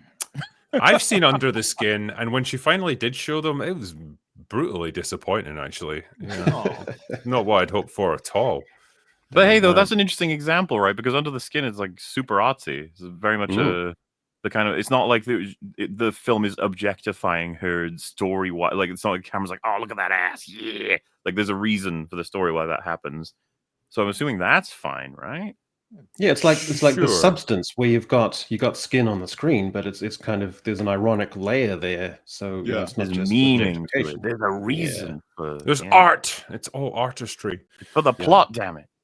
MauLer, can you use one of the next 5 EFAPs for one or more Superman reviews from the retarded Avengers? Matt Ramos is an ideal pick since he loves Superman. It is very expected there'll be a retarded Avengers for Superman, yes. Super. We're really getting into this era of whack-a-mole with language we can use and like variations and phrases we have now. It's getting kind of silly. I mean, well, because YouTube makes it silly. That's why, man. Retarded never left. So yeah, I never stopped using it. We can say it. I just don't think it'll let you type it in a super chat. So people have to get creative. I put it in the title of a YouTube video, damn it, with no censorship. You got to do it. You got to set the trend, guys. Yeah, we're reclaiming ownership of that word. Okay, that's our word. Because they don't know. We might be mentally impaired. As someone highly retarded, trust me, it's our word. Yeah, everyone's saying Hilter and grape and stuff. It's getting surreal. Yeah. I don't think, other than the first, 30 seconds or whatever, maybe. But like, other than that, you can say them and you'll be relatively okay. But even if you're not, fuck it. Just if you normalize it being said, maybe they'll calm down. Because I can't say the whole grape thing. It drives me nuts. Yeah, it's absurd. If Chuck Norris was in Jurassic World, the dinosaurs would be begging for another meteor strike until he roundhouse kicked them back into extinction. That is absolutely true. That he would have sorted that situation out.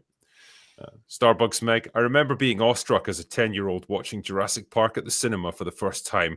Would that 10-year-old have the same feeling seeing Rebirth? Probably not. No. It's weird, isn't it? Like, the generation that's grown up in cinema now, or getting to see these films, the spectacle means nothing to them because they're oversaturated with it. Quality writing means nothing to them because they have nothing to compare it against, and probably they're not even paying attention because it's a second screen job anyway. Fuck. Like, what is their defining cinematic experience even going to be? Well, and this should be the goal. This should be the golden age. This should be the golden age for spectacle, right? Like, I remember, man, back in the 90s, man, we would kill for a decent comic book movie. All we had was Michael Keaton Batman and the Phantom. Like, that's all we had, right? Like, or in the Shadow. We had nothing back in the 90s, right? This is the golden era for technology, for special effects. We should be just basking in like the best comic book shit ever. And the fact that comic movies are huge now. We should be getting just the best stuff, like movie after movie after movie. And all we're getting is shit. Yeah. All we're getting is shit. Wasn't a thing from Netflix or whatever where they said like they have to tell their creators that you need more explicit dialogue because people will be falling asleep and not paying attention? It's like, enough with your subtlety bullshit. We need our viewers to be able to follow the story. It's just like, damn. Or dude. that they could be looking at their phones and hear it described. Yeah, because they're not paying attention. That is where we're at now as a culture. It's just so easy. A big advocate, right, of expressions being important in storytelling, visual medium, all that sort of stuff. And then it's just to be told, like, you need to have ADR where the main character says why he feels things. Now, go do it. You're like, okay. That's what we're doing. But there has been a regression, is what I'm trying to say, when it comes to this. No, absolutely. As technology's gotten better, like the actual quality of writing has gotten worse. It's weird, this strange inverse relationship. And Sarah says, please watch Jurassic Park by Tom Hardy. This accurately predicts the future of the franchise. So what is that, like a video essay or something? Let me have a look. Tom Hardy. Tom Hardy, isn't he the music guy? Yeah, he is. Oh, it's it's kind of like a meme video, but he does music, so it's probably copyrighted to hell. Okay. There's a wonderful set of scandals on indie publishers on Amazon who have, thousands, even sometimes millions of readers. And every now and again, they'll get pinged because one of their manuscripts online will have, they forgot to edit out the ChatGPT instructions. Like, this bit is really cooking. What if we do this to it now? So a lot of people are getting busted for that now. So I'm not surprised in the slightest. Keaton Kitsune says, System Shock 2 Remastered is out and seems like it'd be right up the whole panel's alley, stranded in deep space with an alien horror that assimilates people. Yeah, I mean, System Shock 2 was like iconic back in the day. Yeah, remastered? I'd give that a go, actually. I wouldn't be against it. James says, the Disney Marvel business model is crazy. Make losses on everything, then double down. Sure. Yeah. Keep doubling down. Eventually, it's got to pay off, right? That's how it works. Yeah. 0.216 says, in honor of America's birthday, it being 4th of July tomorrow, what is each of your favorite American contributions to culture and the entertainment or entertainment history? Arnold Schwarzenegger. I would say action movies, 90s action movies, which counts, which is ironic since he's Austrian, but Baywatch. Yeah. Baywatch was the American contribution. I mean, Thank you, America. I like the kiss cam and the gigantic foam finger. Massive contributions to culture. Rossi says, much love to the panel, especially Angry Badger. Thank you, Rossi. There you go. All the love there. I'll do a couple more just before we finish up. John Hughes, hey gang, any idea on how much time before they stop producing slop and when we can have good movies, games, TV again? Even roasting the slop isn't fun anymore. It's a process. It's a process, isn't it? Fun. Yeah. It is kind of a process, isn't it? Like you, Echo Chamberlain, pointed this out. It's like we've left behind the era of woke, or in theory, we're leaving it behind. And now we're entering the era of slop. And presumably that era will end as well, and we'll have to get back to something halfway decent. I mean, there's a few gems, but it's under a pile of shit. There's always good stuff in every generation. It's just that it feels like it's slim pickings for the higher the budget right now. But the issue is the audience. I mean, there is genuine degeneration of people shifting away from the humanities, of people's reading span is degenerating, people's vocabulary is dissipating, people's ability to soak and absorb stuff in a meaningful way, to have themes, to attention span, all of that stuff is disintegrating. So I don't know if they can produce a Godfather that's going to have people going around the block and trying to get in desperately to 4 a.m. screenings. I don't think that era is going to come back. That is very true. Bat Bud says, Drinker, have you heard of the Stop Killing Games initiative? So this is like a sort of backlash against like always online games, isn't it? Like where you don't really own the game that you have. It's just like it always has to be connected to the internet, and you essentially just have a license for it, and the publisher can revoke that whenever they feel like it. So yeah, if that's my understanding of it, and if that's what it is, then I wholeheartedly support it, because I just want to have a physical copy of a game that I can play whenever I want. And Did I you don't play care. Anthem? No, because Remember apparently it Anthem? was shit. Yeah, well, it's obviously they stopped updating it and all that, but you could still play it. They're shutting down the servers now next year, which means even if you bought it, you will never be able to play it again. It's being sunset, and that's the yeah, movement. they want end of life care in some way, shape, or form, and in that case, it would be like you need to supply bots at the base level, no servers, so that the game is still what you paid for is still, playable in some way. Either that, or you should be able to get a refund for any that too, game that goes offline, basically a full refund. So strange. In an era where the internet never forgets and everything is ubiquitous, but at the same time, shows like Willow and certain games just disappear from existence. It's a strange time to be living. I just, I'm not comfortable with that idea, particularly when it comes to owning or theoretically owning movies, video games, and stuff when you don't physically have a copy of it. And essentially, you have an online license key that allows you to download it or stream it when you want to play it. And that could just get revoked if the publisher decides like, nah, we're not doing that anymore. And yeah, you might get your money back or a portion of it, but you still can't access the thing that you paid for originally. Right. And I don't like that. I don't like that idea. I don't like the idea that they can, and it gets particularly unnerving when you realize they can just quietly edit things behind the scenes. They did. Like they have done Flash it. They've done it many times. Yeah, things that are like a bit problematic or that don't gel well with modern audiences, they can just quietly change it, and then the version that you download next time to stream it, it'll be different from how it was originally intended. And you can go online and you can read all the 20 or 30 little subtle snips and changes they made to Roald Dahl's writing in the new editions, because I think they need to modernize it. So, it's sick. I hate it. Yeah. I'll do one more here. This is from Caesar Sosa. Any chance F1 will stay in IMAX all summer instead of Fantastic Flop, Super Gun, and Jurassic Afterbirth? F1 could legit make $1 billion this summer. It had a strong opening weekend. Hopefully, it's got good legs. I would laugh my ass off if this became the big hit of the summer movie season instead of the big three that we've been talking about since like the start of the year. The likelihood of it happening is zero, but I would love that. But I'm not sure the legs it's going to have, unfortunately, once the word of mouth is worn off and people that were going to see it saw it. Yeah, I think you're probably right. But I do want it to do well, because I'd like to see more movies like that, just original movies that aren't part of a franchise and aren't a sequel or a reboot. So, yeah. But anyway, I'm probably going to finish things up there. But I want to say to my panel, thank you, gentlemen, for coming on tonight for Open Bar 149. It's been a pleasure to have you here. Even if we've been talking about absolute garbage content tonight, you made it more bearable. It happens. Yeah. So thank you for that. And thank you for everyone that's joined us and who's super chatted.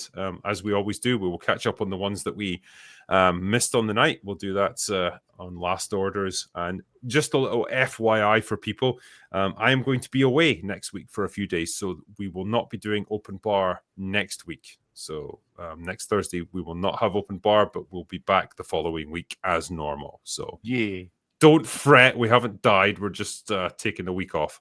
It's going to be like zombies outside the bar bashing on the door. Like, no. Yeah. Sorry, we're closed. Anyway, I will finish up there. But that is all we've got for today. So go away now. Bye. Deuces.